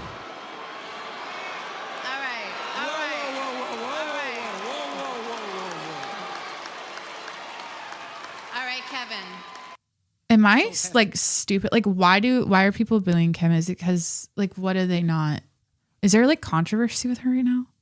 Or is it the whole like her dating, rumors of her dating Tom? Like, I don't get it. I'm like, so I don't get it. Like, people just don't like her because she's Kim Kardashian. Like, what's the, was this at SoFi? I think this was it was like a huge arena. I mean, this I think was at SoFi. yeah, I guess like Netflix cut it out. They like took the booing out. Whatever. Jason Kelsey has a good point. I saw this clip of him talking about the Tom Brady roast on his podcast with Travis, and he was saying like, how much did they pay him to do this? Like, how much did he get paid for people to roast him? Because like, who would ever do this? Like, who would? Because it's like your family's a mess. You know, you're on Ozempic or whatever. Like, you got face work done. Like, your career's over, and you know, your wife left you for the trainer, and like why would you ever want to like put yourself through that? I guess I don't know. That's what he was saying, but obviously he was paid very well. And this is a lesson in okay. And Tom Brady was saying that he got roasted in the locker room every single day. Like he was used to, you know, shit talk. Like clearly, like you're a football player, you're around a bunch of dudes, like they're talking shit to each other. He's used to this kind of stuff. Like and I think it's, if you can laugh at yourself, it's like the highest form of self-awareness when like you're not offended or you can understand why people are, making jokes about you, or you get the joke, like you're in on the joke, you're aware, you're not, you know. I think there was one that he pushed back on about Bill Belichick, I think, or someone in like a coach, maybe it wasn't him, I don't remember, but when I saw these like videos and people were like talking about like why would you ever sign up for this? Like, what's the point of doing this? Like, why now? Like, I don't get it. Like, what's the point? I'm just like, look, it's Tom's world. We're just living in it. Like, that's the vibe. It's like, I feel like the mindset you have to have, and I don't know if this is like a killer mentality, like not like a killer, but like a Tom Brady, like GOAT mentality is like, like he's the one laughing. Like he's the one, like, people are making fun of him, but he's laughing all the way to the bank. He's kind of at that level where like nothing anyone says about him is going to ruin his reputation. Like he's already beyond that. So to him, it's like he's sitting there. He's like, yeah, this is my messed up, crazy world where I have, you know, divorce, and I did this and I did that, and I look like this and I look like that, or whatever with his face. People are making fun of him left and right, and you know, literally like roasting him for everything about him. And I feel like he's just like, yeah, like you're in my world. Like, welcome to my world. Like, who cares? It's very much like, who cares? Like, I don't know. I feel like that's just such a good mindset to have. Like, who gives a fuck what anyone says ever, even if it's like true and it's kind of like, it's embarrassing.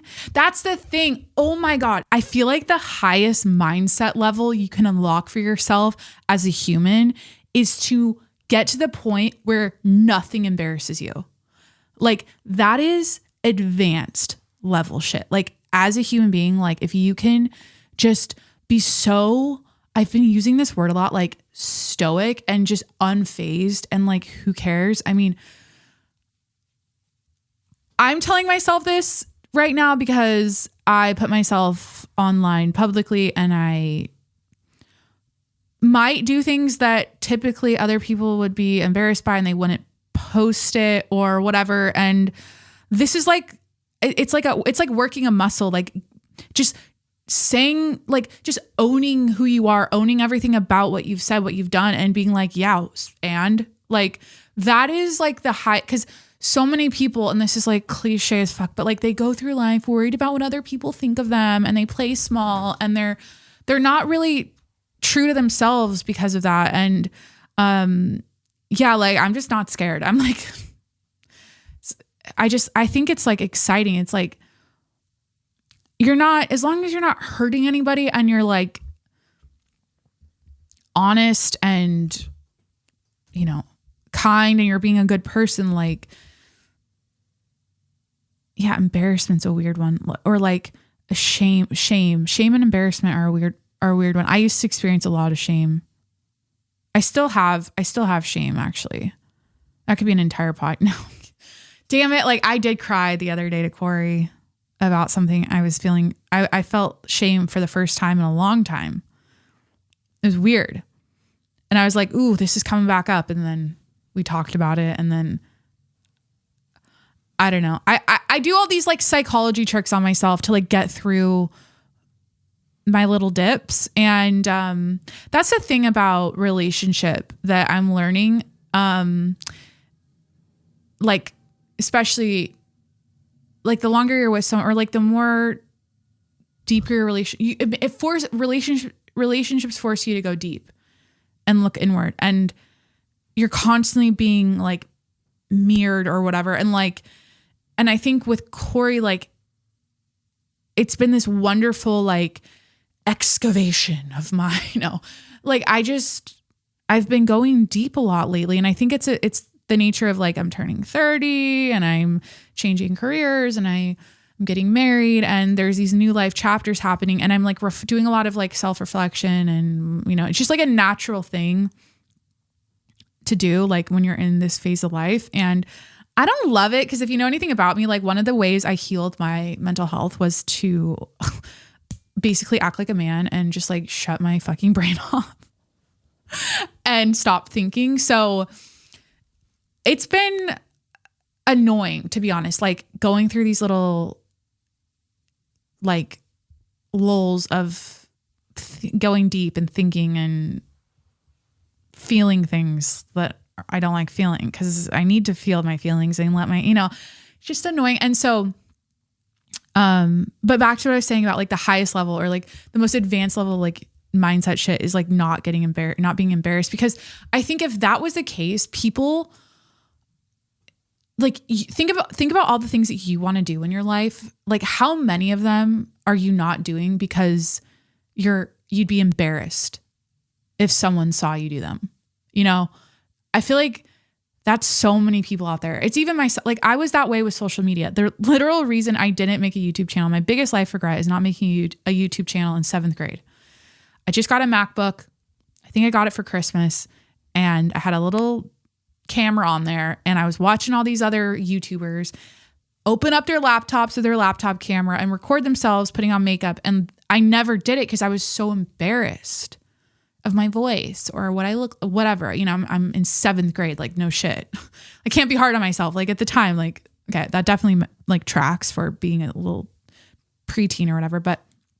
And I was getting bullied super bad at school. And like, it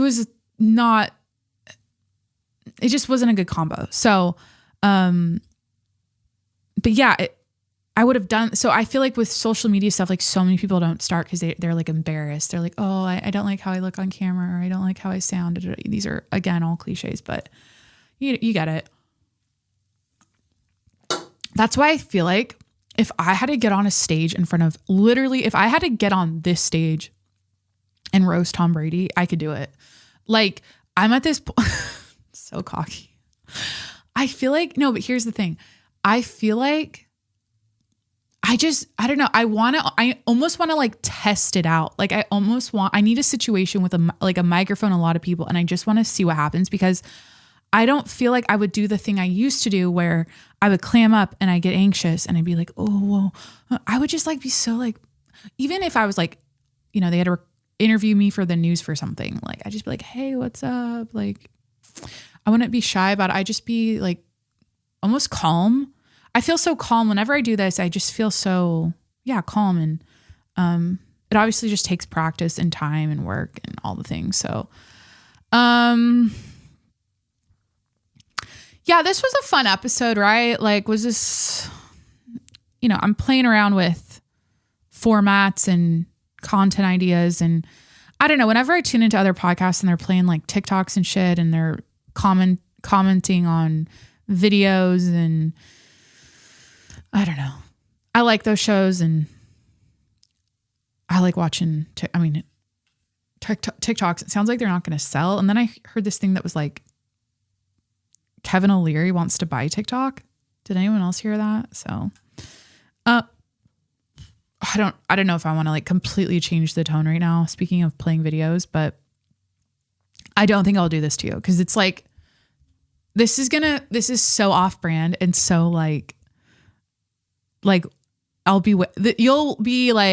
sitting there on the other end, like she's wasting my time. Like, what the fuck is this? Like, I don't care, but maybe you'd be into it. And these are for my, World of Warcraft and South Park people out there. I had a random memory last night about the World of Warcraft South Park episode. And I remember like being a kid, I think I was in like 4th, 5th grade, 6th grade, like watching this in a hotel room. I don't even know. We were on like a trip. We were at a motel. We were at a Motel 6, I think in like Canada. And I think we convinced our parents to watch South Park. It was like at 10 p.m. It was super late. I think we just got done swimming in the swimming pool. All I remember about this Motel 6 is that this is like a really random memory, but it had like a super nice pool and a water slide, like a tube water slide. And I was like, okay, it's like literally a Motel 6 that's nice. Didn't make any sense, but we watched the World of Warcraft Star Trek. Holy shit. South Park episode. I was also a Star Trek kid. I want to rewatch. That's something I definitely want to rewatch at some point in my life. Anyways. And I just remember like laughing. That was like one of the best belly laughs ever. And it's because they're all like sitting in a room with they're all like super fat and they have acne and they're like, you know, like Cartman's like screaming for his mom to like come bring a toilet. And then he just like shits at his desk while he's playing World of Warcraft. And they're just all like, they've just turned to shit because they're so obsessed with World of Warcraft. And I don't know, just like you know what? Fuck it. I'll play it. This is a good memory. Okay. We're going to play this.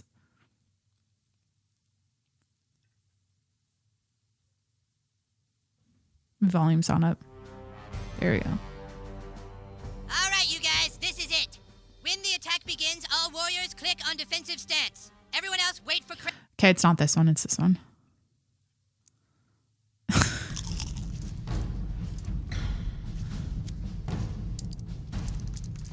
All right, major stone shield potions should be... Oh, God, I'm gonna have diarrhea again. It's so, like, immature, but, like, I fucking You're love stacking it. Sunder armor. It's okay. Ma'am, bathroom. What, hon? Bathroom. Bathroom.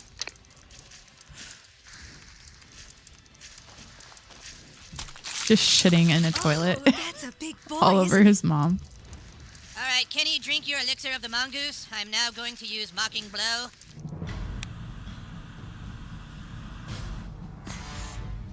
World of Warcraft, I need to play! Our demo was set up right over by the...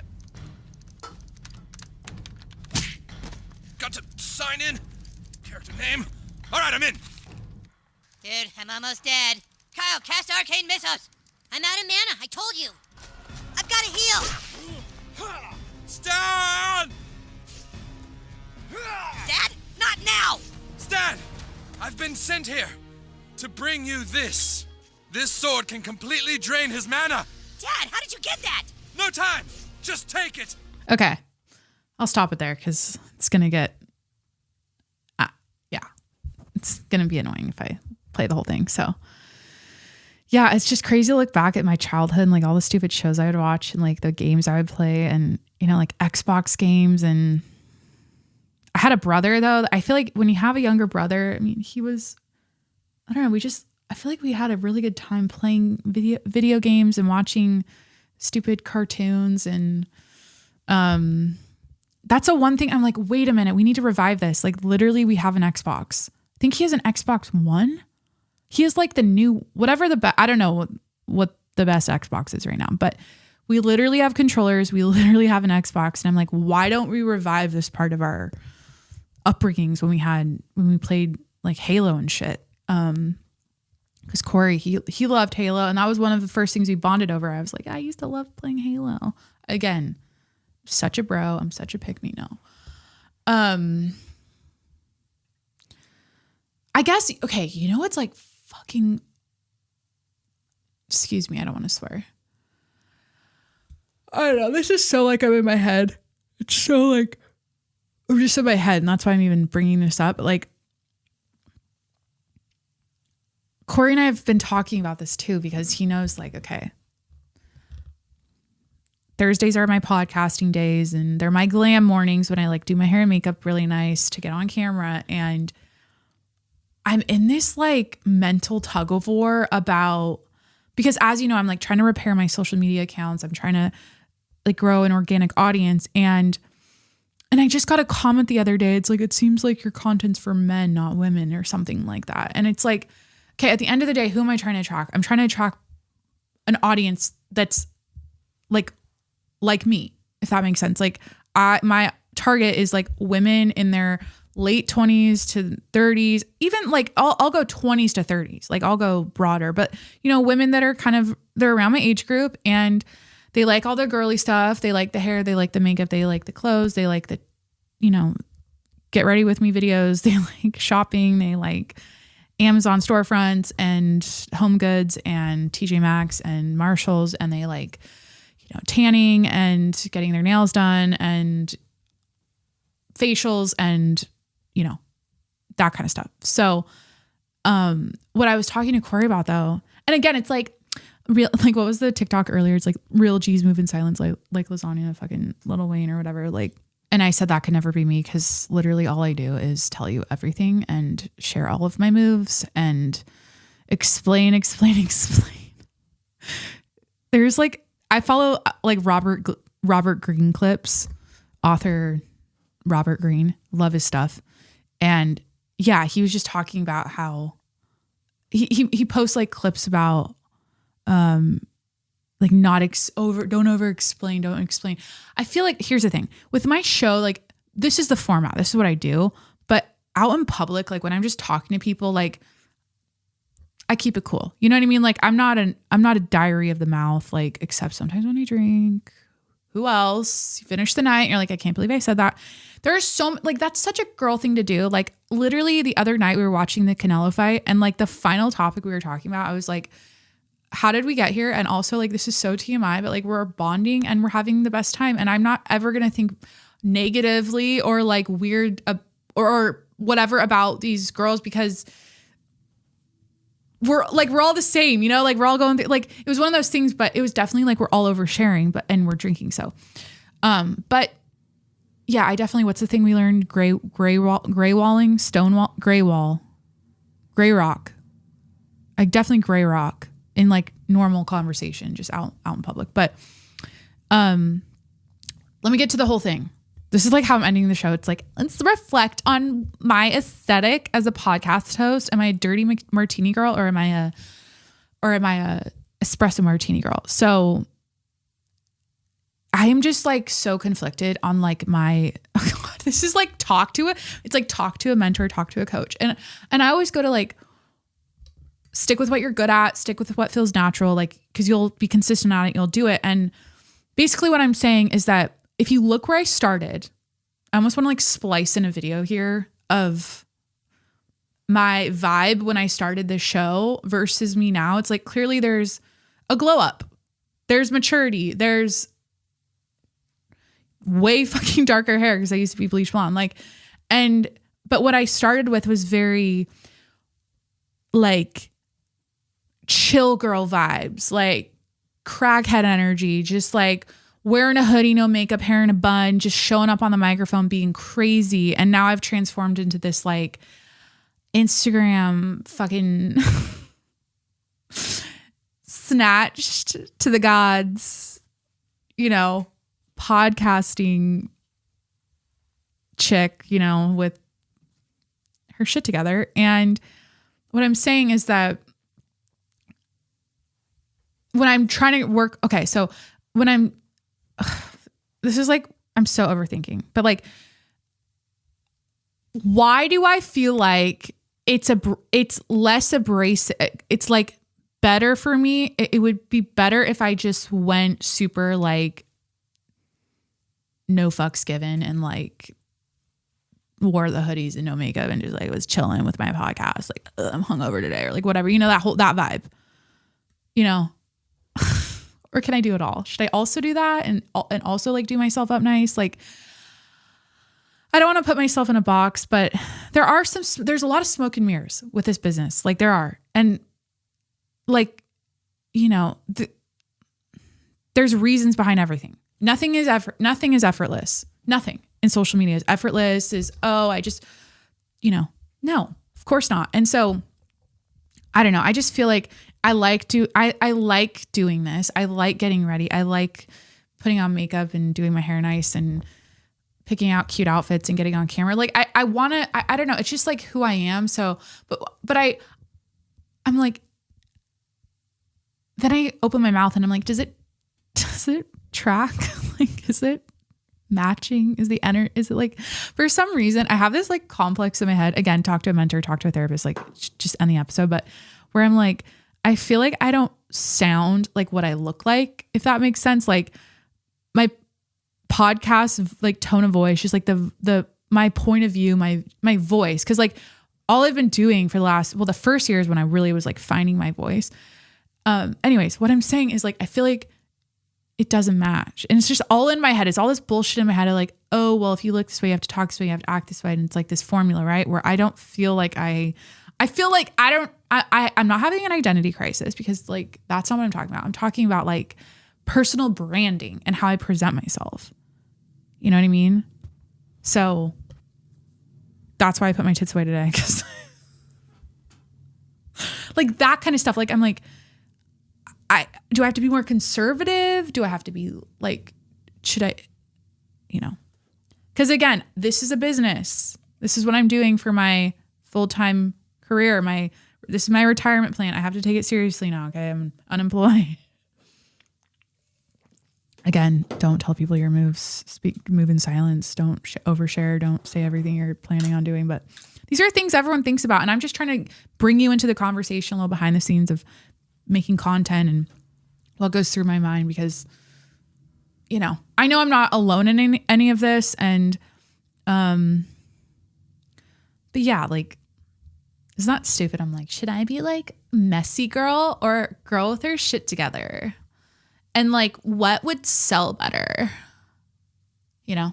So, the truth is, I feel like what I'm doing now is exactly it's like in line with, I'm not putting on a persona, I guess is what I'm trying to say. I'm never putting on a persona. I'm just talking about like, do I do my hair and makeup, or do I say fuck it and show up in a hoodie with, you know, sunglasses on and not care? What's the vibe, you know? Or holy shit, who cares? Just post the episode. And that's the tip of the day. The tip of the day is to be consistent. Just be consistent. Never miss, never stop. Because I was thinking about it, and like, the reason why I'm so positive right now about this chapter of my life of leaving the corporate world and pursuing my dream is that, dude, I've been doing this. Like, it would be different if I told Corey, like, yeah, I want to start like if I didn't have anything going on, like, oh, I lose my corporate job and then I'm like, yeah, I want to start a podcast and do that full time and like record my first episode next week. It's like, bitch, you've been doing this. Like, I have, and there's something about that. And that's like, the other tip is like, it feels so good. And I always talk about like what feels good and what makes you feel accomplished in life and what makes you feel fulfilled. And like, you're living a rich, like juicy, full, amazing life. And I'm just saying that if you're like me, if anything I'm saying resonates, and I'm assuming if you're listening, there's a piece of me that, you know, reminds you of yourself in me or whatever. Like, building something over time and seeing the growth is like so good for the soul. If you're like me, like, it's so essential. So, can't recommend it enough. Even if it's something little, even if it's a little project or a little hobby, and you just, you like baby it over time. Even if you're making little steps, it's just that feeling of like, that's probably why I love watching my plants grow. Like, it's satisfying. Us human beings, we love progress. We love improving. We love growing and learning. And all right, Tom Brady got roasted. Kim K wore a sweater at the Met Gala. You know, we got my anniversary coming up. I'm going to Luke Combs. Corey's not only a provider, but a protector man. We found out. Oh yeah, there was also the Two Bears 5K run a couple days ago. That looked cool. I didn't really I just saw pictures but it looked like it was successful. Like, they had that plan to do it and it all worked out. I guess Travis Barker was there, which is like, I don't know the relationship, but excuse me. I think everyone thought Rogan was going, or like they all wanted him to go, or I don't know. I don't know if was he there? Like, I feel like I would have seen pictures. It was like Jelly Roll and his wife and Travis Barker and like a bunch of other comedians and the guy from Barstool, KFC, which again, such a bro. It is what it is. I don't care. I own it. I'm like, here's the thing. I'm a tomboy. Like, I am. Like, I'm rugged like that. Like, that's how I grew up. And that is something that is coming out. Like, the longer I'm with Corey, the more I realize like how rugged my childhood was. Like, damn, like growing up in farmland is like a whole thing, right? And you're just like, yeah. But anyways, I was listening to, the reason I'm saying like, oh, I'm such a bro. I was listening to the KFC, I don't even know what his name is. Kevin. I don't know. Kevin, right? I don't know. The Two Bears, One Cave episode with him. I don't know. I just like love that episode. Like, it was a good episode. Do I have any other podcast requests for you besides mine? What am I listening to right now? Just a lot of H3 and The Toast and Your Mom's House. And I do like, I don't know, like people are like, oh, he's controversial or whatever. I get like DMs like, don't listen to him. He's a piece of shit. The PBD podcast. I've been listening to a lot of Lex too, because he has a lot of amazing interviews on Israel and Palestine and that whole conflict. So it's, he's a good listen. Not listening to a lot of Rogan right now. Oh, obviously Tim Dillon, because this is what I was telling Corey. Because Tim had me fucking off my chair. I think I was in the shower. Like, I was cleaning the shower and Tim Dillon was talking about DoorDashers getting shot by these boomers, like, get off my property or whatever. And in his latest episode, and I was like dying laughing. And I was telling Corey, because I made him listen to it in the car, that segment. And then we listened to the segment with, what's the other part of that episode that was good? That was just a funny fucking episode. And I was telling Corey, I'm like, because he's asked me like, what podcasts do you like listening to and whatnot? And he knows I like Tim Dillon. And I'm sure if you're listening, you loved him. Like, who doesn't like him? Like, I can't imagine someone being like, fuck that guy. But I was telling Corey, I was like, the thing is about Tim Dillon is that every single episode is a 10 out of 10. And and this is just my opinion as a listener, every single episode is a 10 out of 10. And you always know that you're going to be entertained and you're going to learn something. And it's like, he's very insightful, right? Like he's very smart and intelligent, and he like has, really interesting and funny perspectives about hot button issues and news events and the culture and just like everything. So yeah, it's just amazing how literally every time I get so excited when I see his new episodes, I'm like, I know this is going to be fun. I know as soon as I press play, it's going to be a good time. And when he gets on his, like, he does his monologues at the end, some of them are so fucking funny. And that one had me dying about the DoorDashers and that story of the woman getting shot. I don't know if you guys know this. I'm not ending the episode. the woman, she was like 61. And he told it, just go listen to Tim Dillon's episode. I'll just plug him. Go listen to his latest podcast because, he tells a story about how this like boomer man, this 80-year-old man shot and killed an Uber driver who was delivering something to his house.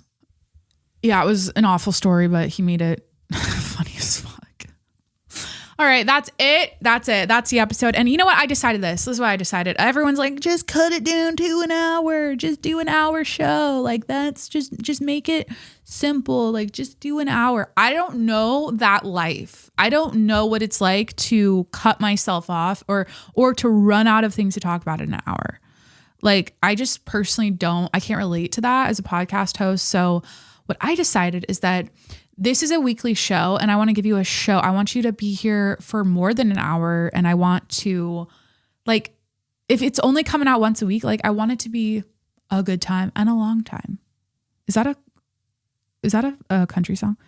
I'm not here for a long time. I'm here for a good time. I only want to, Corey's calling me again. I'm just ending the episode. Wow. Okay. Wow. That's a record. All right. Are you making fun of me? No. I mean, that's definitely over a 2-hour episode. I was just talking about how I can't relate to people that only post an hour because I just have too much to say. It's just not who I am. That's good. Your viewers are just itching every week. Every week. So keep going. Are you driving? I'm driving. Yeah, just left lunch and heading back to the office. Don't forget my hoodie. The hoodie's there, cooking as the cook of the day. Yay. No, I was just talking about, honey, can you mentor me right now? I've been trying for the last 2 years. You don't listen. No, but I was talking about, I don't know if I should ask your opinion because like you're my fiance, of course. See, exactly. That's what I'm talking about. Here we go. I was just talking about how like I was talking about like personal branding and how I should present myself moving forward. And should I just stay, I don't know. Should I switch it up and be a chill girl in a hoodie with acne and no makeup with like a hangover? No, or like, should I stay? Not. See, I knew you were going to say that. No.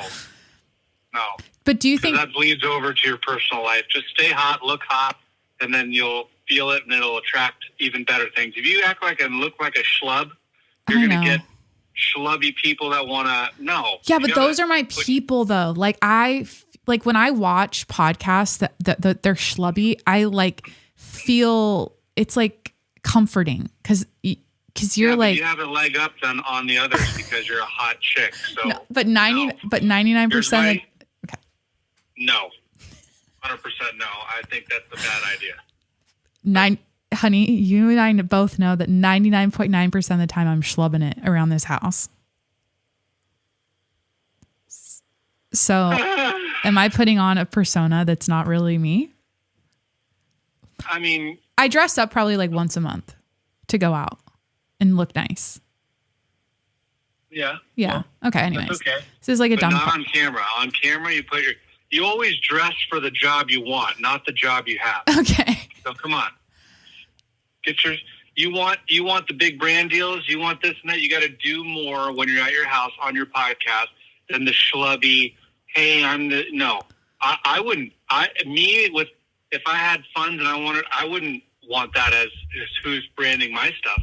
Yeah. I want someone that's hot, puts their best foot forward, that's articulate, smart, and hot. Not some schlub in a hoodie all the time. That's me being real. No, that makes sense. I actually agree with that. And I don't think it's reflective of this time in my life because I would say this time in my life, I have my shit together. Versus you're given this opportunity to do what you want to do. You got to do 100%, look hot and be hot and no schlubbiness. Because that means you're not spoken like a true man. You're like you're not taking it serious. So I am taking it serious. I'm trying to track. Here's the thing. I'm trying to track the ladies, not the guys. Ladies like hot. Men like hot. It's true. My whole FYP, my whole entire Instagram discovery page. Why is would just someone hot ask chicks. you about other things if you look like a schlub with a hoodie with makeup and all that? They're going to be like, you're going to attract gamers. And you don't even game. I just talked about World of Warcraft. Yeah. I'm basically a gamer girl.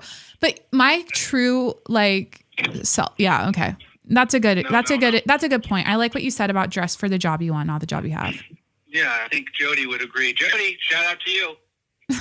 She's listening. She'd get it. Mama Bear would get it. She would. Okay. All right. Well. All right. Thanks for the. That's my Jedi thought. So. Yeah, and I do like. And usually, am I right or am I wrong? You're always right, and. There you go. No. What was I gonna say? The quickest way to A to B is a straight line. Okay. You just follow the straight line. I do like doing my makeup and my hair. Like. Yeah, you look great. For the you shows. Look great, and people want to look at that. They don't want to look at,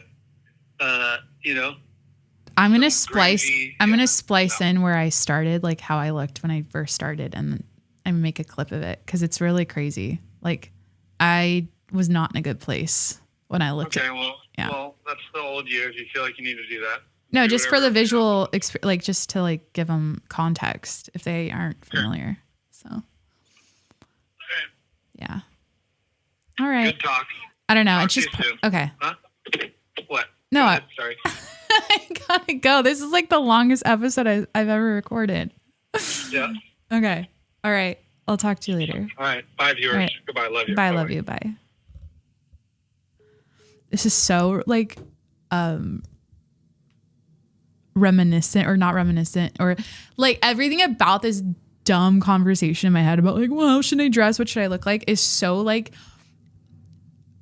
it's so core to like my journey in my 20s of like discovering or like finding or like understanding my worth and finding my or like accepting myself and loving myself and being true to myself, like all these things. It's like my whole 20s has been this big like tornado of me like seeing myself in a positive way and like loving that and not being like, oh, I should change. And I'm not saying I should change. I'm just talking about personal branding and making the bucks, you know? I will end, excuse me. Oh my God. I will end with this. He did say it best, dress for the job you want, not the job you have. And I do happen to have a brand deal in the works with a clean skincare line. So we met the other day and the call went well. And I think, yeah, clearly, yeah, that's a good fit for me and my brand and my audience. Like, I think if I was schlubbing it, like he said, it's not appealing to people. So I don't know. It's weird. I almost feel like a piece of me deep down is like, I feel, okay, this is fucked up. This is not the end of the episode. I almost feel gross, not gross. What's the word? Like, believe me, when I do myself up, when I put a bunch of makeup on, when I do my hair and I dress hot, like Corey was saying, or dress nice, classy, elegant, whatever, like I feel amazing. I look in the mirror and I go, you are beautiful. You are amazing. You look great. Wow. You got it going on. I'm feeling myself. Right. And I don't know how I got this way. And I don't know who planted these seeds in my mind or if this is old stuff that I used to think about myself coming back in. But sometimes I feel like gross. Like I shouldn't, not like dirty, like almost like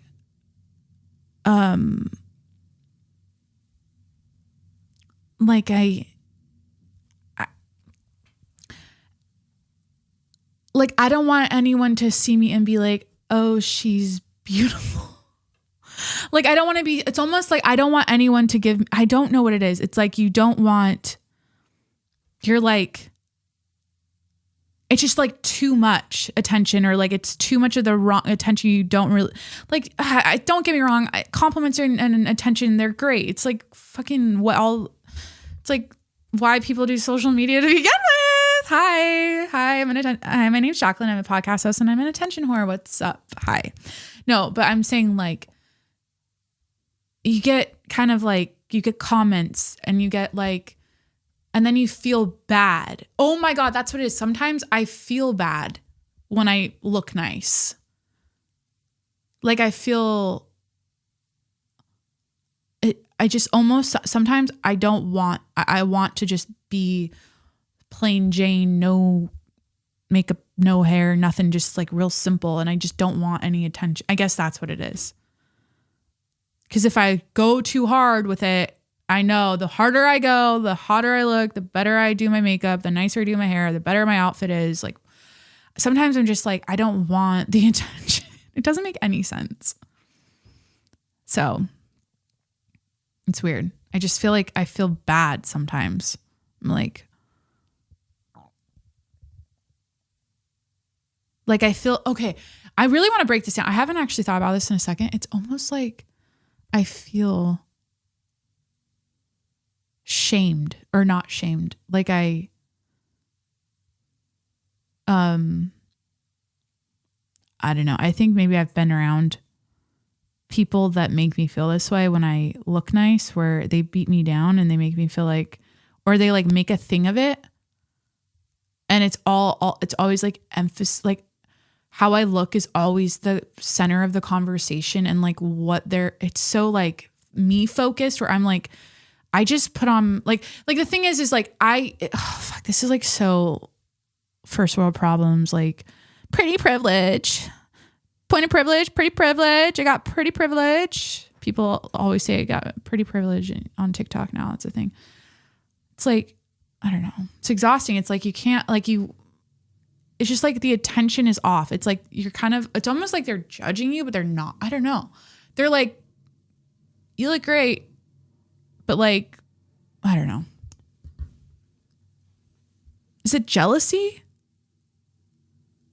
Because I never will do that to someone else. I will never make them feel weird for looking hot or pretty or nice or like overly dressed. That's what it always is. It's like if you're overly dressed, you get the comments, right? Like I would never do that to someone else. So whenever someone does it to me, I'm like, you're telling on yourself. That's what it is. That's like the TikTok. That'll be the, what do you call that in comedy? That's the callback or to the thing you said earlier. And now you're making it full circle. Yeah. It's like there's something they're projecting or whatever. Like something they feel insecure about, they see in you, and then or I don't know.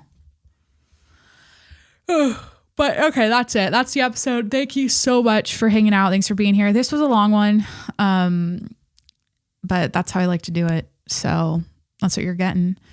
Thank you so much for hanging out and being here. I'm going to end the episode officially now. So please hit that subscribe button wherever you're listening right now. I'm on Apple, Spotify, Google Podcasts, Stitcher, Breaker, Overcast, wherever you listen to podcasts.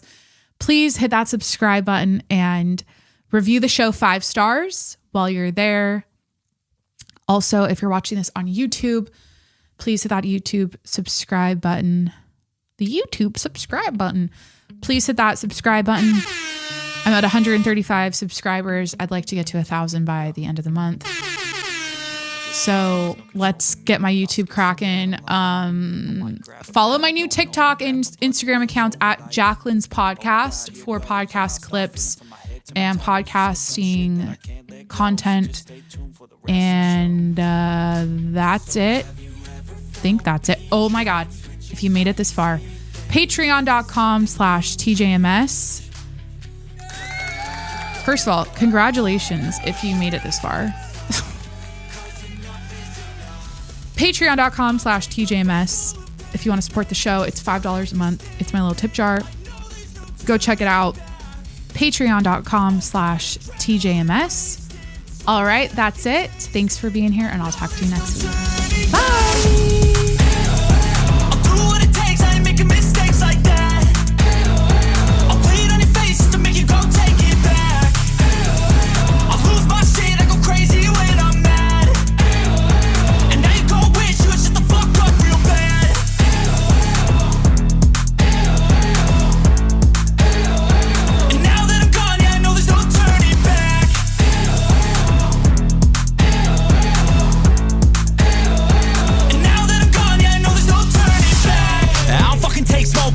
a hole through you, choking's overdue. Come at me and you won't get any older, dude. Crack your holder too. Heating up inside of me, blood so violently. Thanks for trying me. Now it's finally time to see how this rivalry becomes a dynasty.